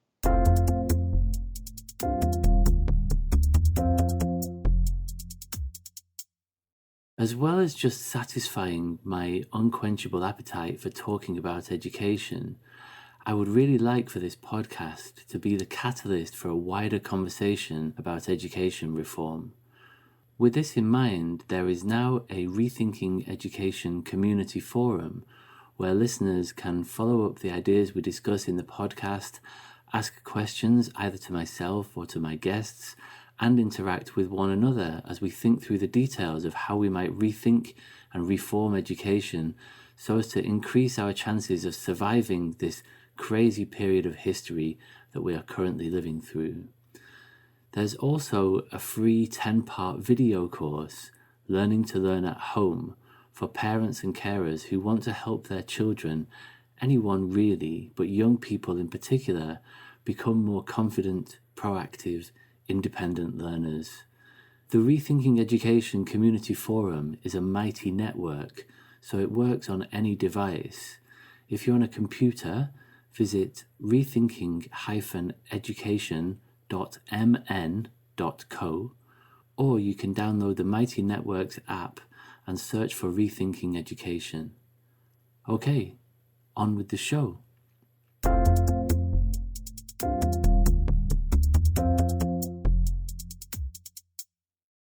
Right, we're going to move on to thinking about challenges and solutions. And I think it probably makes sense to deal with these in turn. So we'll talk about the first challenge and then we'll see if we can fix that challenge, if you like, and then we'll move on to the next one and so on, rather than doing them all in a batch. And so the first one, I know that you were keen to talk about binary thinking. Can you explain a little bit about what you mean by this? Why do you think that this is a challenge, and why was this the first thing that you thought of when you were thinking about the challenges that we face? Yes, it definitely came. It was the first thing that came to mind. That there seems to be a right way of thinking and a wrong way of thinking on either side, and therefore, if you are someone who, so I'm like a solution-seeking missile, if you like. I'm like, there's a problem here. Let's see what we can do to fix that, right? Like, why does that have to be uncomfortable forever? Like, maybe we can take it apart and put it back together again, and it will be more comfortable to sit with. And I find that it's very difficult to have those conversations, to say, well, I like this and this and this aspect of traditional educational pedagogy, but I'd love to add this and this and this from a more progressive mindset because I think it would work better. And people go, oh no, you can't. No. You have to think this way or that way. You can't think both ways at the same time. You can't blend ideas. And I think there seems to be a lot of that about at the moment. So you're either pro-Brexit, which means you have to be racist, and all of these other things that go with it. There can't be any subtlety in why you might choose to make decisions. And I think that is very dangerous for people like me who like to find solutions and who like to bring people together and who don't like this sense of increased separateness that is happening. I do believe that when we come together to try and solve and overcome challenges, everybody wins. You know, it's better for everybody. So I find the binary thing at the moment a real challenge. Yes, I agree. I think that we definitely see a lot of that. And we were talking about The Social Dilemma yesterday, the documentary on Netflix about how Silicon Valley sort of, you know, is polarizing opinions and people are going hard one way or hard the other way. And there's this incredible graph in that documentary, which shows the extent to which people identify with Democrats or Republican parties, and how it sort of used to really overlap. It was like a blue bell curve and a red bell curve, and they sort of largely overlapped. And then it shows how it changes over time, and over the last sort of 5 years or so, it's just really gone hard to the sort of, you know, people are really polarized. And like you say, it's not just about you know, Democrat or Republican. It seems to be everything, and the educational debate, the sort of the trad prog thing, is a microcosm of that. But we're not only talking about trad prog, you know, ideologies. When we're having this conversation about binaries, like you say, it's sort of like, you know, I know that within your family, there's people who are really hard in favor of Brexit, people who are really hard against it. And it's really hard to find common ground or to even have a conversation that's just, you know, in any way, you know, productive or sort of healthy discussion. That sense of, if you're not fully with me, then you must be against me. And that doesn't invite challenge. Challenge is important. Like, I now actively seek out people who challenge my thinking to have conversations with. It's not comfortable, but it helps me to grow, and it helps me to examine my thinking and to make sure that there aren't obvious flaws in my thinking or things that I haven't come across yet that can complement my thinking.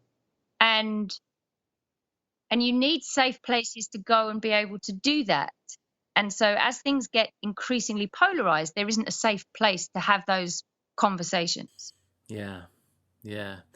And so what is the solution to this? Like, how can we, I mean, this is a big problem, right? I'm not expecting you to have a pat answer to this, but how can we start to move beyond this increasingly polarized world into something that's a little bit more about finding common ground and just finding ways to get on with people better? Because that's the thing. It's not just like you're with us or against us, but it's like it's not like just on this issue. It's like, I can now no longer talk to you about anything. Like, you are privileged, or you are sort of bigoted, or you are ignorant.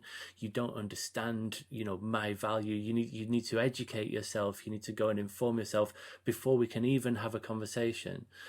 We're seeing lots of that intolerance, like you say, coming from both sides, and it's a tough nut to crack, this one. So fix that. Well, funnily enough, this is something that I've been thinking about a lot, because I think growing up inside a polarized, well, not a polarized family, they're all on one side, I'm on the other. But this is important to me. So some of the work that I was doing between stopping working with you and doing what I'm doing now, I was working with the refugee population, migrant population in sort of 2015 at the peak of what we called the refugee crisis. But, you know, it's been going on a really long time. And we were looking at how we could make transitions for people easier, because they were making lots and lots and lots of transitions almost daily, having to readapt. And we started by, so what we ended up doing, sorry, otherwise that would be a really long story, but what we ended up doing is creating safe spaces. Like I said, like, I find that the Women Ed, these group of women on Twitter, is a place where I can go and start being brave with my conversations. And we can create safe spaces where conversations can take place. And so we physically did that. We did that with a double-decker bus that everybody could go into. We did it with an inflatable classroom and a van that we drove around, and we popped up and we created a physical space that wasn't, the host didn't belong to the host community, and it didn't belong to the community that were arriving. it was a third space that both could go into and find common ground. And we found common ground by cooking together, and we found common ground by making music together, and we found common ground. And then while we were busy doing that thing that we had in common, we could have other conversations. And it's in those spaces that we can begin to tackle some really big challenges, because we feel safe to open up and be vulnerable and have those conversations. And I think we need to do more of that. We need to do more of keeping the door open and standing in the doorway and saying, we might not look the same, we might not sound the same, we might not dress the same, we might not think the same way, but you are welcome. Like, you can come in and we can have this conversation. And because it's very difficult to walk into somebody else's space where everybody feels different, that's a really hard thing to do. I'm a brave person, and I won't walk into some spaces where I don't feel like I don't feel comfortable there. And it's not anybody's fault. That's come from me. I just don't feel comfortable walking in. So when we create this new space, everybody can go in, because it doesn't look like anybody's yet, because it isn't anybody's yet, because it's new and you get to shape it together. And I have found in my small experience, I've done this in France, I've done it in the UK, I've done it in Italy, Greece. Now I'm in the Dominican Republic. I keep doing it again and again and again with different types of people. And there's something about building something new from scratch, creating a new space together that weaves a special kind of magic. It works fast. People build relationships quickly. They feel safer more quickly. And therefore they can focus more of themselves on overcoming challenges. And it's just an evolved version of what we were doing in a classroom full of kids 12 years ago, I think. Yes, yeah. I like it, and there's quite a lot of overlaps here with the work that I've been doing in the last few years, and I think that there's a lot that we can do on an individual level, and what you're talking about is on a collective level, about sort of engineering ways for people to come together with diverse experiences and opinions about things. And it's not hard to do that sort of stuff, where you just sort of you set up a bunch of ground rules, like you say. If you want group work to go really well, you say, make sure that you share all relevant information, especially if it's inconvenient information. Don't do that thing where you don't say something because you think it's going to contradict somebody and therefore you want to avoid the conflict. Like in this particular conversation, that's what we actively want to encourage. And this is the work that I've been doing in implementation, where, if we're looking at implementing some sort of whole school initiative, we put an implementation team together that's made of stakeholders from throughout the organization. So we've got teaching assistants, middle leaders, senior leaders, newly qualified teachers, experienced teachers, senior leaders, and they're all sitting around a table looking at this problem. And then they go away, they collect data. So the TAs go away and interview other TAs, the middle leaders go and interview other middle leaders, and so on. And you get this real strong sense that you know what the organization is thinking, warts and all. And that gives you a really good basis for implementing some change. And that's just in a practical sense, and that it's not hard to just agree a set of ground rules to say that we can say what we really think here honestly without fear of repercussion. And there are exercises that you can do to put yourself in other people's shoes and so on. But then also just on an individual level, I think that a number of people are starting to do this recently. I think especially since 2016, when Brexit and Trump just totally swiped lots of people who are traditionally of the left, especially as I am, and I think that you are as well. Well, I know that you are. Was like, what the hell just happened? Like, I didn't understand that. And so lots of people then started to read more widely, and I've definitely been on that journey. I've been subscribing to The Spectator for the last year or so, and I even read a few Ayn Rand books, which I don't particularly recommend. But what I do recommend is like watching sympathetic interviews. Like when you see somebody who's like somebody who's like considered to be a polarizing figure, even somebody like Katie Hopkins, say, I remember watching an interview with her that was like a sympathetic interview by somebody who was also of the right. I think it was on the Rubin Report or something. And she's talking about, she's not got her back up there. She's relaxing and she's smiling. She's talking to somebody. She's not having to sort of to play the game that she plays where she just gets clicks for saying outrageous stuff. And she's talking about her values, and I think that she was in an army family. I think her dad was in the services or something, and so that was her world, right? And she had this very strong sense of patriotism and an attachment to the idea of a nation state, and that's the values that drive her as a person.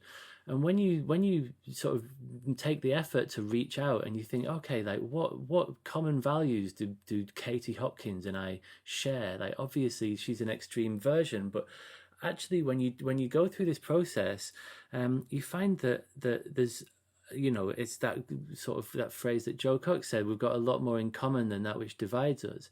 And it's really true, even with people who you would consider to be, the most polarizing, toxic voices on the debate, and unfortunately, to come back to the social dilemma, the internet rewards that behavior, doesn't it? People who say outrageous stuff, get clicks, and we're all guilty of it. I found myself doing it recently. If you say something really sort of vanilla on Twitter, nobody likes it, nobody retweets it, nothing happens. You say something a little bit, more abrasive, and all of a sudden you've got people going, what do you mean that's outrageous? And then you end up having a more interesting discussion. And so like the forum, we're all sort of playing this game to some extent. But the internet in particular sort of requires that we do. But we can become more self-aware, I think, about it, and there are definitely ways that we can interact that are more healthy. For sure, and they take a little bit more energy and effort, but they are much more rewarding. Now, every time somebody sticks their finger in your outrage button and it gets you, like your body gets flooded with stress hormones. And over time, that builds up and it's kind of toxic, just going around and round and round in you. And it makes you super sensitive to lots of things. So being able to be more measured and to be able to let those opportunities to be outraged sail by is really important. And I think we can spend a little bit more time inviting people to find that version of themselves. It's really easy to be manipulated. We've spent a lot of time and energy figuring out how to get human beings to do what we want them to do. And we know how that works now. And it doesn't take a lot of imagination. And there are, we've seen where it can go, right? When you manipulate people with fear, we've seen where it can go. People don't think, they just do. And that can be terrifying. And so I suppose what I'd like to encourage is the antidote to that, right? Is how do you learn how to be more aware of when someone else has got a pointed stick in your outrage button deliberately, because they know that if they keep prodding you repeatedly, you're going to act in a certain way that is to their benefit. If we can teach people how to notice when that's happening to them, then they can say, oh, no, thank you. I see what you're trying to do there. And I'm not playing that game. I'm going to make a rational, conscious choice about what I want to do that's the best thing for me, not the best thing for you. And that's self-regulation. We can teach that in schools. We can teach children how to notice when they are being manipulated and to guard against it, and to make sure that they're not doing it, that they're not adding to that energy and making it worse. My phone is in black and white most of the time. I learned that trick a few years ago, so it doesn't work on me in the same way. We can choose to be manipulated less than we are if we know it's happening. If we don't know it's happening, we can't put those guards up. So did you just say that your phone is in black and white? Yes. What do you mean by that? If you switch your mobile phone, so Tristan Harris, who made the film The Social Dilemma, I've been following him for a long time. He set up something called the Center for Humane Tech. And I'm nerdy about things like that. So all of that fascinates me, human behavior. And the way that your phone works on your brain is the colors and the lights and the things dropping in, right? It's like crack for your brain.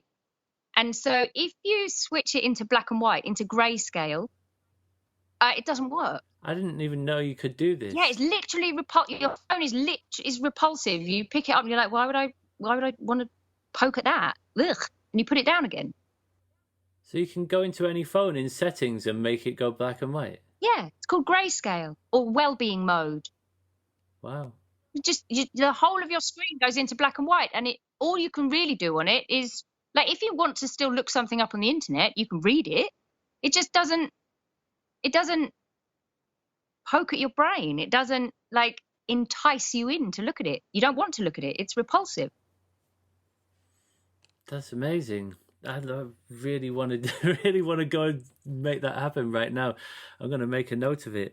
Thank you. And so, I mean, you're talking we're learning to learners, right? And we're talking about monitoring and control again, aren't we? You were just talking about watching your thoughts go by, realizing that your thoughts can exist independently of you, that thoughts to some extent are like memes that reproduce themselves in people's minds, and our minds are like really fertile sort of petri dishes, right? That memes just sort of like take root, and we have responses to things, and we see something on the internet, we feel outraged, we fire off a tweet, we sort of feed the machine, and actually through the emancipatory mechanism, the way that we get out of that loop of having our buttons pressed and pressing other people's buttons, is monitoring and control, to pay attention, to notice what happens, and through noticing and paying attention, we start to realize where the levers are. We realize that you are not your thoughts, that you don't have to. I love that phrase, don't believe everything you think. Yeah. Recognize that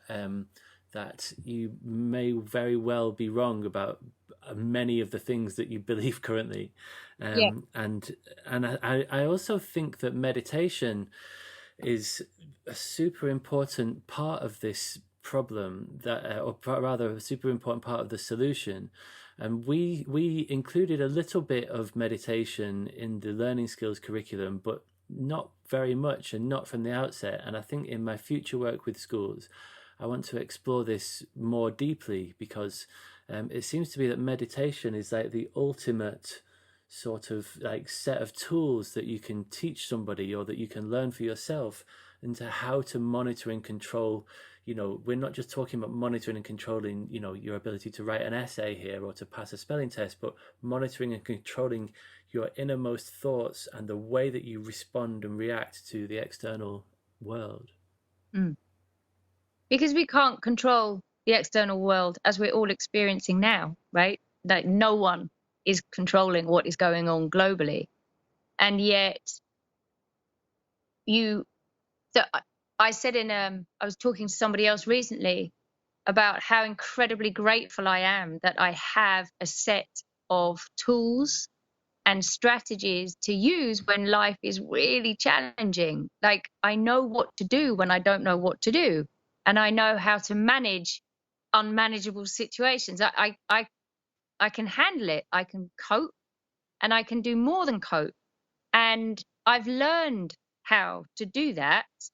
They are strategies and tools that I have picked up over a lifetime that have enabled me to be able to adapt and to not panic and to hold my nerve and to be kind to myself and to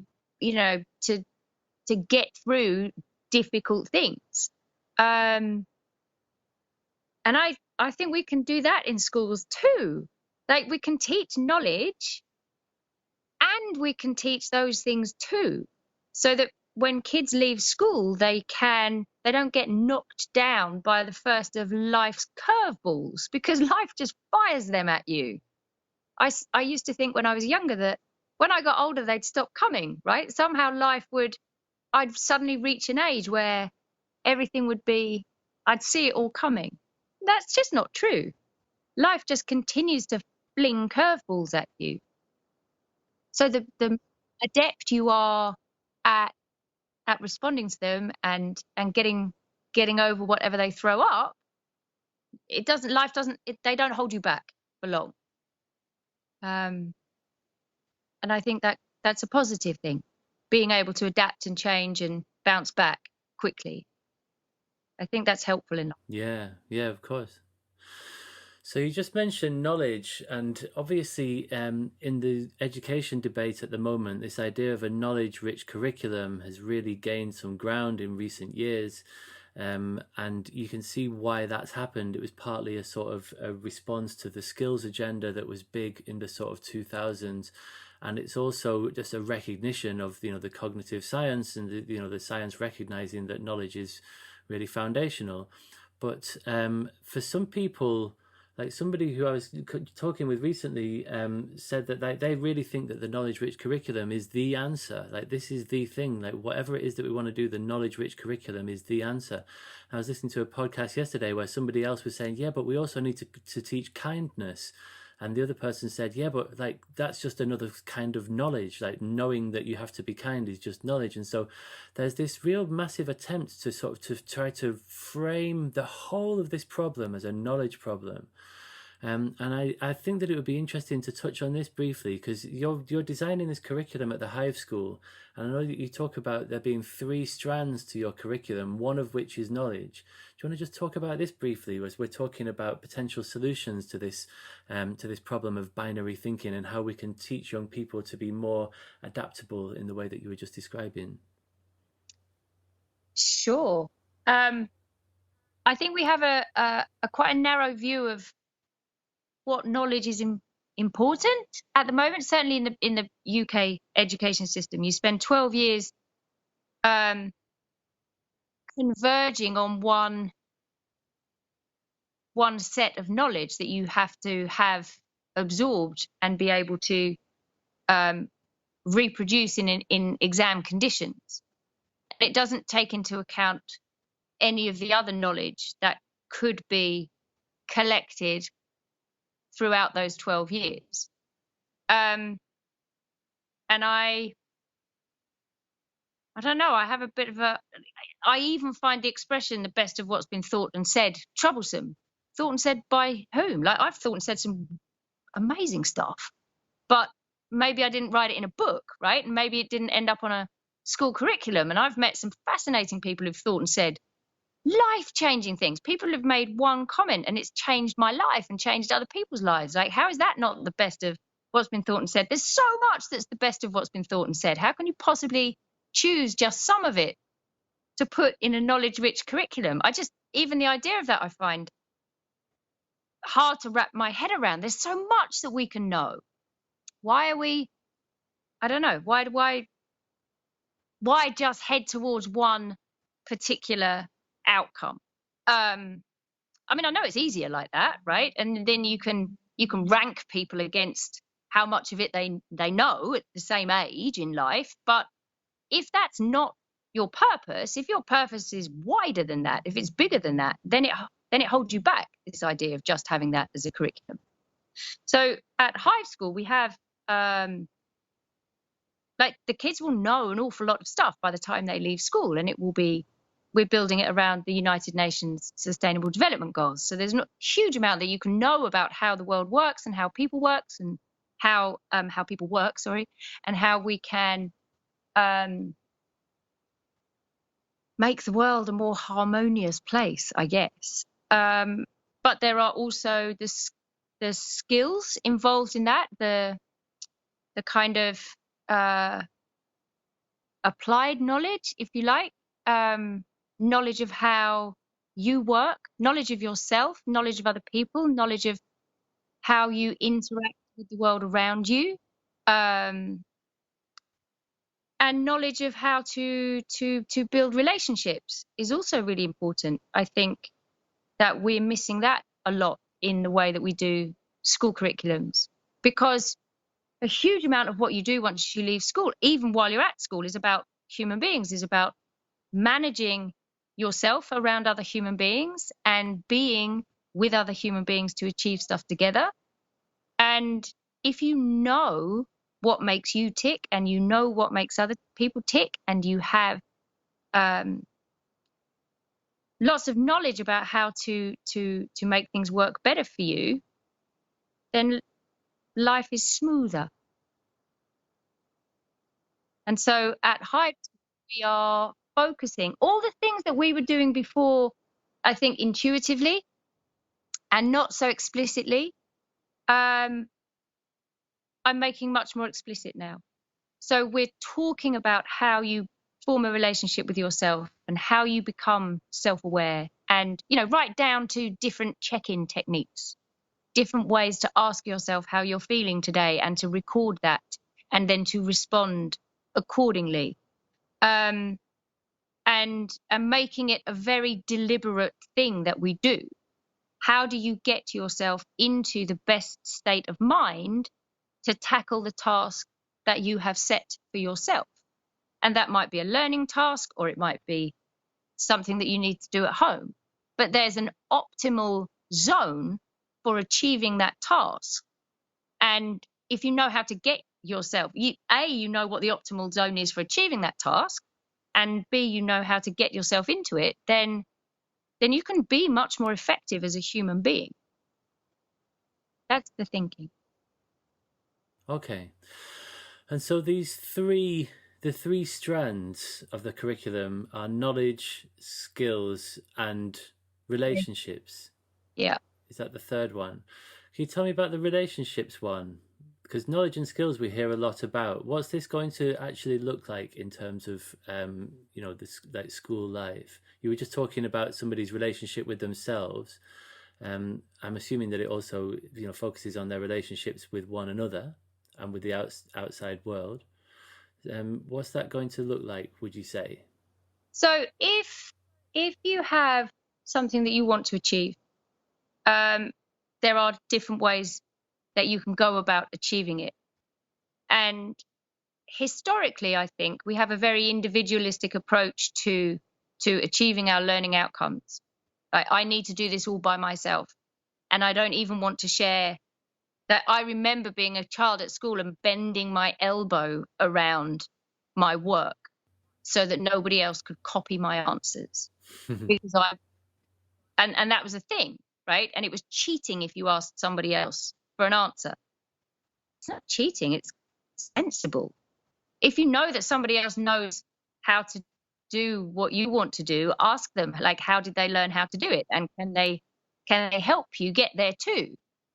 And so, but if you don't know how to have those conversations, if you don't know how to approach that, you don't know how to build the relationship that you would need in order to achieve that, you can't ever do that. You can't ever make life easier for yourself. And human beings do really well around other human beings when they are able to communicate their needs effectively and have their needs met. And so, again, it's one of those things. If you are fortunate and you're born into a family that teaches you how to articulate your needs and how to meet them and is good at meeting one another's needs, then you will potentially learn how to do that. And if you grow up in a family that doesn't know how to do that, then you won't. And if you don't get taught how to do it at school, when are you exactly supposed to learn how to form healthy and meaningful relationships that can help you navigate life? Yeah. And it's who you know sometimes, not always just what you know. Like there's that expression exists for a reason, right? It's not what you know, it's who you know that matters. And if you know how to form relationships, then it doesn't have to be an accident of birth, right? It doesn't have to be that you were born to parents who are good at networking. You can build your own networks. Yeah. I think that this is a very sensible way forward, and that we can teach this stuff more, explicitly, like how to get along with other people. And we did this. This is something that we put a lot of focus on in the later years in the learning skills curriculum at Seaview. Starting out at the start of the year, where young people were able to sit with the person of their choosing, so they could sit in their friendship pairs, so they could learn how to speak and listen really effectively using these ground rules for exploratory talk within those pairs. And then you'd introduce a third person and then a fourth, and then we would repeat that cycle in the second half of the year. but with, you know, groupings of the teachers choosing, right? And so that by the end of the year, the kids were expected to be able to have a high level conversation with anybody in any group size that they found themselves in. And the kids really enjoyed that aspect of it. They liked the fact that they were required to sort of to venture out of the apparent comfort of their friendship groups and to sort of to get to know one another better. They really like it, and kids are really interested in one another, and they're sort of, you know, we're sometimes imprisoned. We think that our friendship group is a thing of a place of support and comfort, but it also can corset us and stop us from you know, taking risks and, you know, talking to new and different people. And what you mentioned about individualism really resonates with me, and it seems like this is a much more helpful way to frame the trad prog debate, where, you know, we just go round in circles, and, you know, Guy Claxton calls it the Punch and Judy show, of just sort of endless back and forth and which one is right. And, you know, books have been written about how wrong-headed the whole progressive ideal is. But what's a much more useful way of looking at it is individualistic pursuit versus collective pursuit, better than or better with, you know, competition, collaboration. And when you frame it like that, it's really obvious that we need to strike a balance between these things. And it seems to me that lots of the traditionalist thinking and the practice that goes on at the moment with things about cognitive load theory and improving kids' ability to put in, you know, store information and knowledge and understanding in their long-term memory using methods like retrieval practice and so on, that these are very useful things, but they are quite individualistic pursuits. It's about helping that individual person develop, you know, their internal schema and helping them to perform better in exams, which is a better than metric, right? Who can perform better than exam grading is a zero-sum game. Like, there's only so many grade 9s and 8s and 7s up for grabs, and it's like a Darwinian, you know, almost like a battle royale type situation. It's like, you know, like, we can't all be winners here, and it seems to me that that's not very healthy if that's all that we do, right? And people who say that they don't like group work, you know, I read a thing recently where a very sort of prominent traditionalist person had written that things like group work and teaching tolerance and so on in schools was the same as homeopathy is to open heart surgery. You know, people are framing, you know, perfectly reasonable like, honestly, like, that's not even a misquote or an exaggeration. People are, you know, the idea that we should teach young people how to get along with one another, and I don't know how you can do that other than by putting them in groups and requiring that they learn how to get along with one another and explicitly teaching them how to do so, and, you know, doing that in quite a traditional way. You know, you model it, you allow them opportunities for practice, you give them feedback which they can then respond on. This is all like traditionalist pedagogy in some sense. It's just like the ends are more progressive, I suppose, than just sort of retaining knowledge. But it feels like this is a much more sensible way of framing the debate, because when we do, it's very obvious to see that we need a balance between competition and collaboration. And then we can start to look at what that looks like in terms of curriculum and pedagogy. And it sounds like this, I love the idea of, you know, knowledge and skills and relationships as being these three sort of interwoven strands that, and none of them are prioritized. This is not a knowledge-rich curriculum, and nor is it a relationships-rich curriculum or a skills-rich curriculum. It's a super-rich curriculum because it combines these three things. It's even more rich than the most knowledge-rich thing.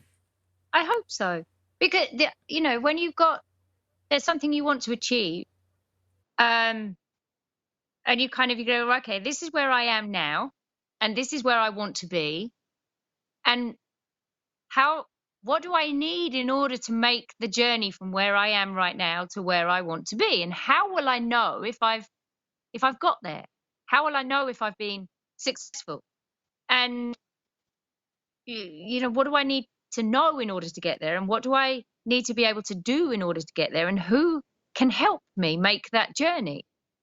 And I think that's often the missing the missing part of it is that we have this strange sense that we all have to, go on this massive odyssey by ourselves, and we don't. Sometimes we can just look for somebody who's made the journey ahead of us and ask them, like, what was it like for you? And what did you learn along the way? And how can you help me to get there too? And that's not on offer everywhere. It's also something that you can only get if you can pay for it. So you get into adulthood, and if you're lucky, you'll notice that you're a bit screwed up. And then if you're really lucky, you'll have enough money to spend on helping somebody untangle your thinking with you so that you can move forward more smoothly. And that's a really privileged thing to be able to do.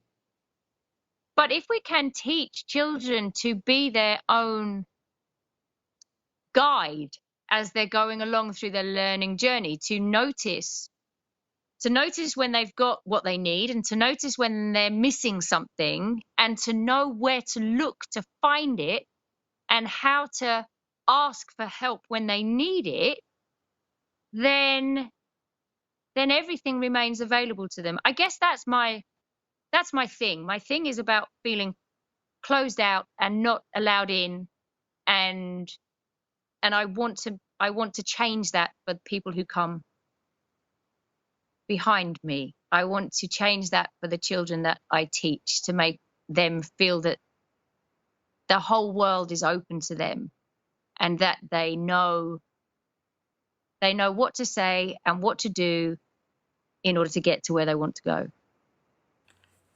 Yeah. I'm just so looking forward to seeing how this thing plays out, because obviously we need balance, and it seems so. We were recently speaking with somebody, weren't we, who knew somebody who had worked at the high-tech high in the States, where they described the young people as being able to leave. They were able to direct a movie, and they could raise thousands of dollars overnight in campaigning, and they were really active people who knew what to do when they didn't know what to do. But their spelling was shocking, and they weren't very good at maths, and they just like mental arithmetic, right? And clearly, like that agenda had been privileged above the academic agenda, and it just seems to me, and I think that you share this, that I mean, and as yet it's unproven, right? It's untested. We don't know whether it's possible. I don't know of that many examples of schools that are doing that are meeting both of these agendas in a really and in a consistent way over time. That's the rub, right? How can we actually make this happen at a system level? And so I'm going to be really interested to see how this plays out. And if anybody's listening who is making it work, who's like totally sure that they've nailed it, please get in touch, because I would love to ask you to help me make my journey more smoothly, and to avoid some pitfalls if I can, because I'm still learning. I learned a lot from the work that we did together. I learned a lot from working with adults and whole family groups, and I'm going to learn a lot more doing this. So it's exciting. It's exciting. I think that you still feel excited about teaching and learning after 20 years. And if you are not feeling excited about teaching and learning after 20 years, then you need to find some of those forums where you can go and talk to people who make you feel like that again. Of course. And this is where you're at now in your life, but this is not where you were 5 or 10 years ago. You were not in a situation where you were going to sell your house and move to the other side of the planet and sink half of your life savings into growing a new school movement. Like, that was not something that you could just flip a switch and make it happen. You've been on a journey with this, but it seems what's really interesting is that it's the walking the talk thing. We've been talking about learning to learn. I've recently interviewed Ian Cunningham with self-managed learning, and lots of the principles of self-managed learning overlap with learning to learn. And what you find is that when you do this work with people, they're often not where, a year down the line, they are not doing what they were doing when you started that conversation, because they realize that this isn't working for them, and that some things they're happy with and other things that they're not, and they start to change their lives. And little by little, you find that you can, change your world and therefore the wider world. Which brings us neatly, I think. Sorry, did you want to add something there? No, I think I just wanted to say that it's often viewed as a negative if maybe there's a bit missing, but like we're kind of obsessed with everything being in before children finish school at 16 or 18. Like it all has to be in there, and it all has to be tested as having been in there, like over the space of 2 or 3 weeks in June. And that's a bit crazy, because when you leave school, you go, okay, right, I know how to do this, I know how to do that, I know how to make a film, I know how to change the world, but my maths is a bit shoddy. Like, you know what to do. You go online, or you find a teacher, you find yourself a tutor, and you get your maths to the level that it needs to be in order to achieve what you want to achieve. Learning doesn't end when you've passed those exams. That's just the beginning of the rest of your life, hopefully filled with learning. And if when children reach that point, they go, oh, there's a bit missing, like I am aware that my knowledge isn't as filled in, or my competence isn't as strong as I want it to be in this particular thing, then they have a set of tools and strategies and people that they can go to help them fill in that gap.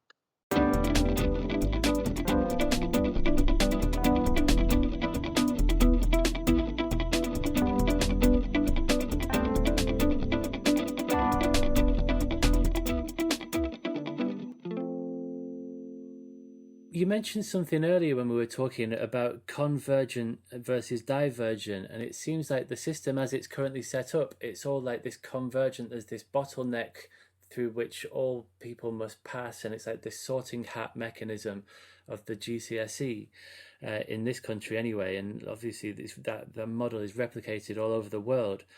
And it seems to me that model of education just does not fit the reality of the fact that young people are not a homogenous group. They are unbelievably diverse, and people have got different stuff going on and develop at different rates and different speeds and at different points in time. And if we just sort of flipped that metaphor of convergent to divergent, what would a divergent education system looks like that is able to be responsive to people's growing and developing needs? I remember thinking a number of years ago about an idea of a voucher system where, for example, I'm not saying that this is the solution, but it's just an idea where you could give kids a voucher for 2 years of free education at age 14, and they can either choose to use it now, or they can use it when they're 25 if you want, and there's like 2 more years of free education, because there are some kids at age 14 their heads are not in the game, they're not in the zone for whatever reason that might be. Maybe it's ACEs, maybe it's family stuff, maybe it's just their own personal rate of development. They're just sort of still a bit immature. They're more interested in friends, which we know is a massive thing for many teenagers. But 14-year-olds can earn a bit of money and go and work on a market stall and can do stuff, right? And maybe they'll come back to it later on, and maybe they won't. It just seems to me that sort of thinking might be quite productive. And some people, I can also almost sort of hear like the sort of critics saying, oh my God, that's outrageous, that's just widening the gap between the haves and the have-nots, and you're just going to accelerate the inequality. And that that heartfelt opinion is coming from a good place. But this brings us neatly, I think, to the final thing that you said that you wanted to talk about in terms of the challenges that we face, which was like a lack of willingness to even have this conversation. Yeah, I think we've got so stuck in the model that we use now, that we've used for hundreds of years, that we can't imagine it any other way. And I've been reimagining and rethinking it, playing that that thought game. If I took it all apart and I put it all back together again, how would I put it back together? What would I want it to do? And what would I keep and what would I leave behind?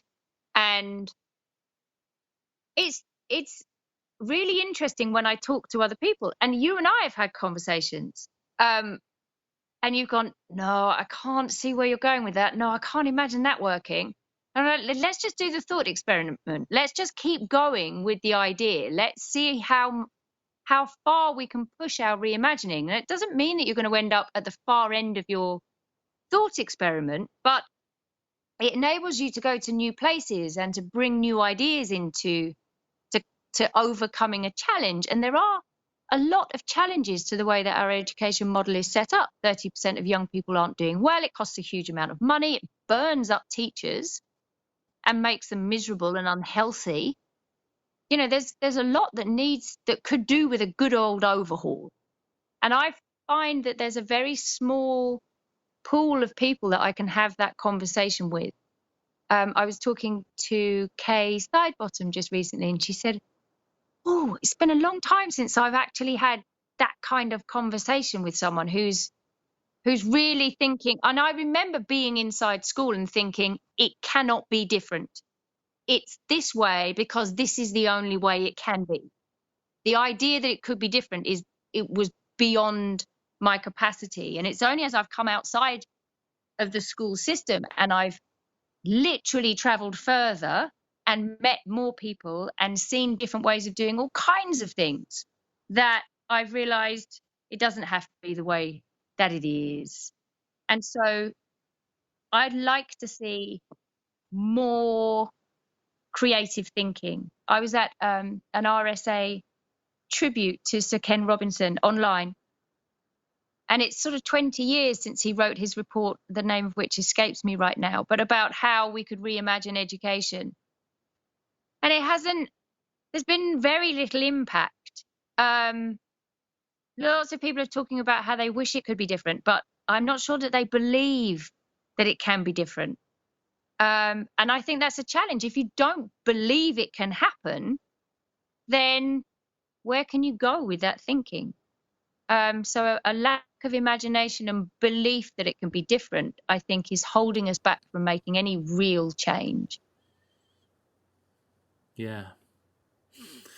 Yeah, I've certainly come across that, and you see examples of it online, that there are people who are definitely sort of, well, more conservative than others, right? And people say that that you're conservative about what you know about, and this idea, this hashtag lefty trad, right? So there's people who are of the left, which is generally considered to be a more progressive political ideology, but who are teachers who are traditional about teaching, because they're like, actually what we've got here is, there was a good example of this week where some entrepreneur had put a list on Twitter that said, like, we need to be teaching these things on the national curriculum. And it was basically, like just a typical thing that an entrepreneur would write. So it was like, selling and networking and, being creative and all that stuff, and there was like this universal disdain. He ended up deleting the tweet because they just like lit a touch paper, just like, yeah, there's not many things that edu Twitter agrees on, but when somebody steps into the fray,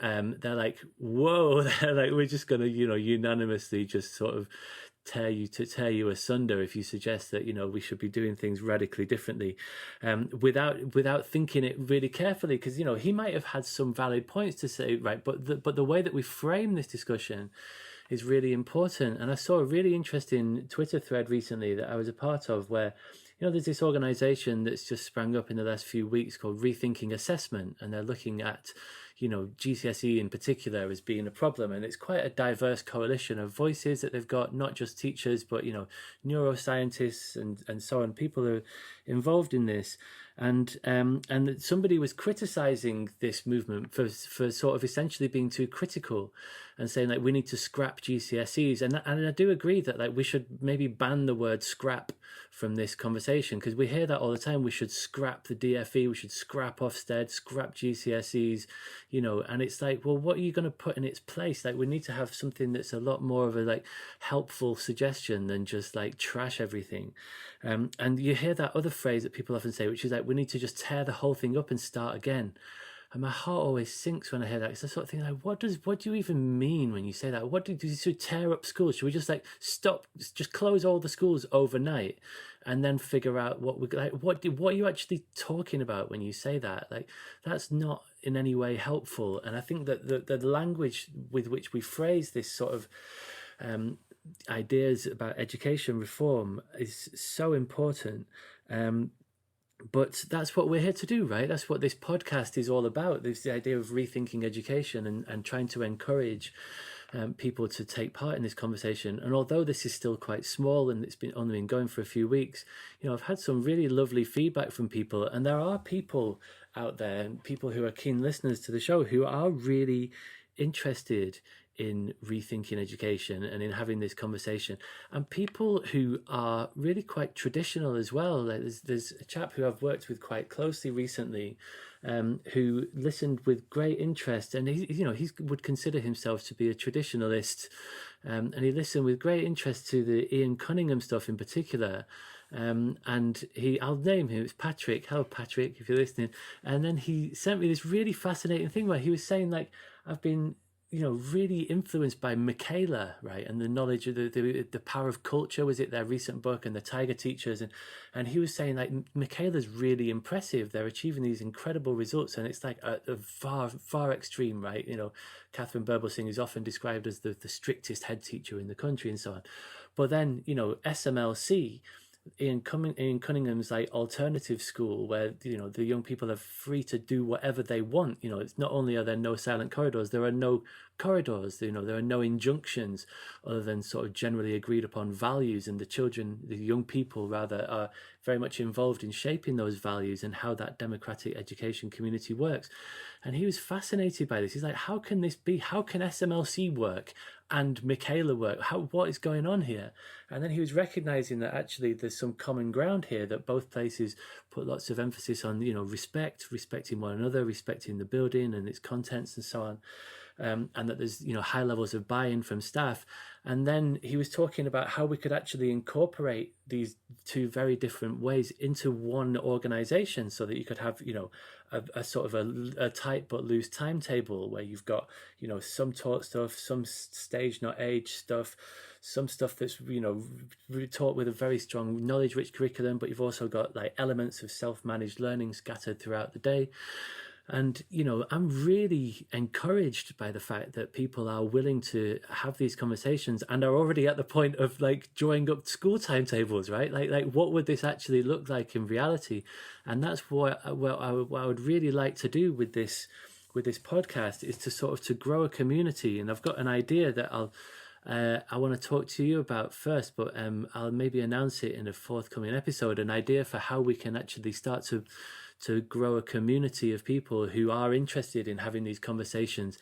And it's not just shooting the breeze and having some armchair debate like, people might have done for the last 20 years about Ken Robinson's ideas, but actually let's start talking about like the nitty gritty and the implementation of these ideas. Like, what would it take to translate this vision into reality, so that we can have something that more closely resembles reality, right? Which is this more divergent, flexible, responsive education system that just seems like it's so urgently needed.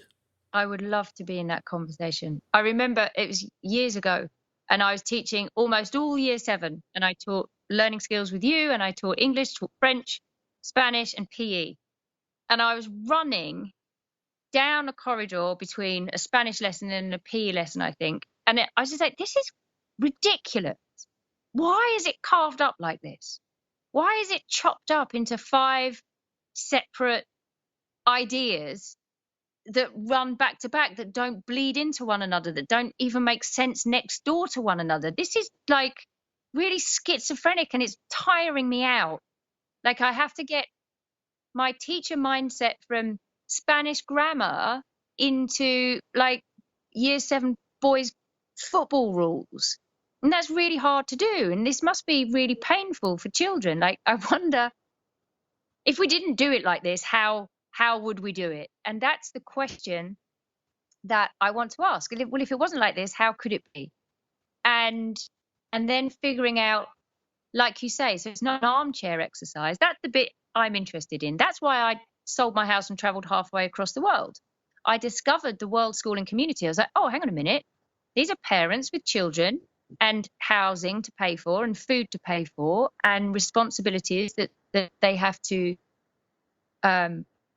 undertake. And yet they are traveling with their children. They feel free. They feel accomplished. They feel purposeful. They feel wholehearted. They're making it work, right? They're living the dream. How? How are they doing that?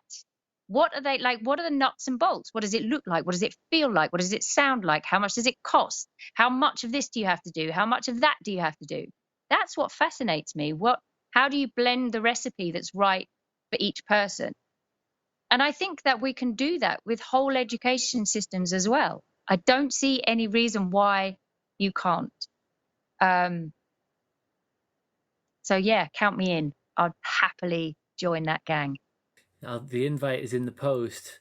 I mean, it's such an exciting point in time. I feel incredibly privileged and proud to know you and to be in ongoing conversation with you, especially at this point in time, as you are about to embark on this incredible next chapter. The actual real young people are coming to this building that you've procured in a short space of time, and they've got very real ideas of their own, and their parents have got their own ideas about how they want this all to work. And I'm absolutely fascinated to see how this will play out, and I'm sure that you'll be back on the show before long to share your adventures. So, as a final question, is there anything that you would like to add to what we've already talked about, or to say, or to ask for anybody out there to share their ideas? Is there any way that people can get involved or find out more about Hive Schooling? And what's your vision for the future of Hive Schooling as well? I would love for there to be lots of Hive schools dotted around the place, that each have very much their own personality, but a shared DNA, if you like, a shared value system of building things with people, not for people, of safety, belonging, purpose. That's really important to me, that these are places where you can go to heal and to grow and to learn, and for teachers and students. So I would love for there to be lots of them that all look different but all feel the same.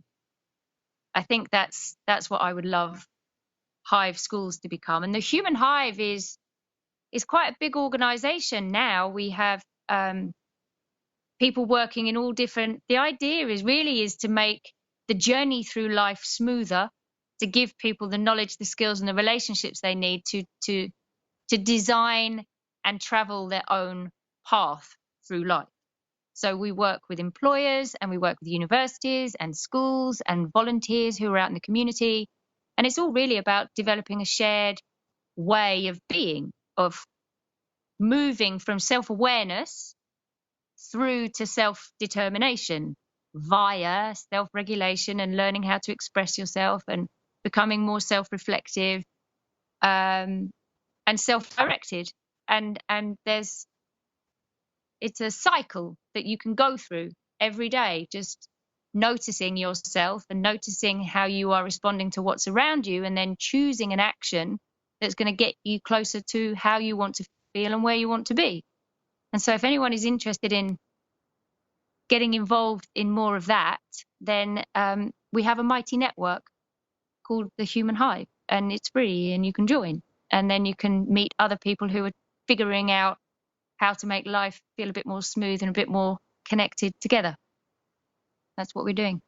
So for anybody who's listening who is currently thinking, I would quite like the idea of setting up a Hive school somewhere in some tropical paradise, or maybe not a tropical paradise, somewhere in the world, or in their local community, the first step, it might seem like they're a long way. At the moment we're in, January, it's grey and it's raining a lot and we're in the middle of this pandemic, right? It seems like people might feel like they're a long way away from, thinking, oh yeah, I'm going to open up a groovy, self-regulating school. So as a first step, do you think that that's a sensible first step to join the mighty network for Hive schools, or the Human Hive? The Human Hive, yeah. Meet with some like-minded people. Come in and find that safe space to spitball some ideas and talk about what you'd like to achieve, and see if you can find someone who will help you to get closer to achieving it. It's a journey. There is no part of 7-year-old Kate McAllister who was standing facing a wall because she didn't know how to eat properly, who thought that she would end up here. Just, there's no part. And now I mostly feel calm, and I mostly feel peaceful, and I'm mostly surrounded by people who make me feel good about myself. And that's not been a short journey. It's taken some really interesting twists and turns. And it's a journey that everybody can, not to here necessarily, but people can make their own journey to somewhere where they feel safe, and that they feel that they belong, and they feel that they have meaning in their life, and that they're doing something purposeful. And so the Human Hive is somewhere that you can come and just figure out what that journey is for you.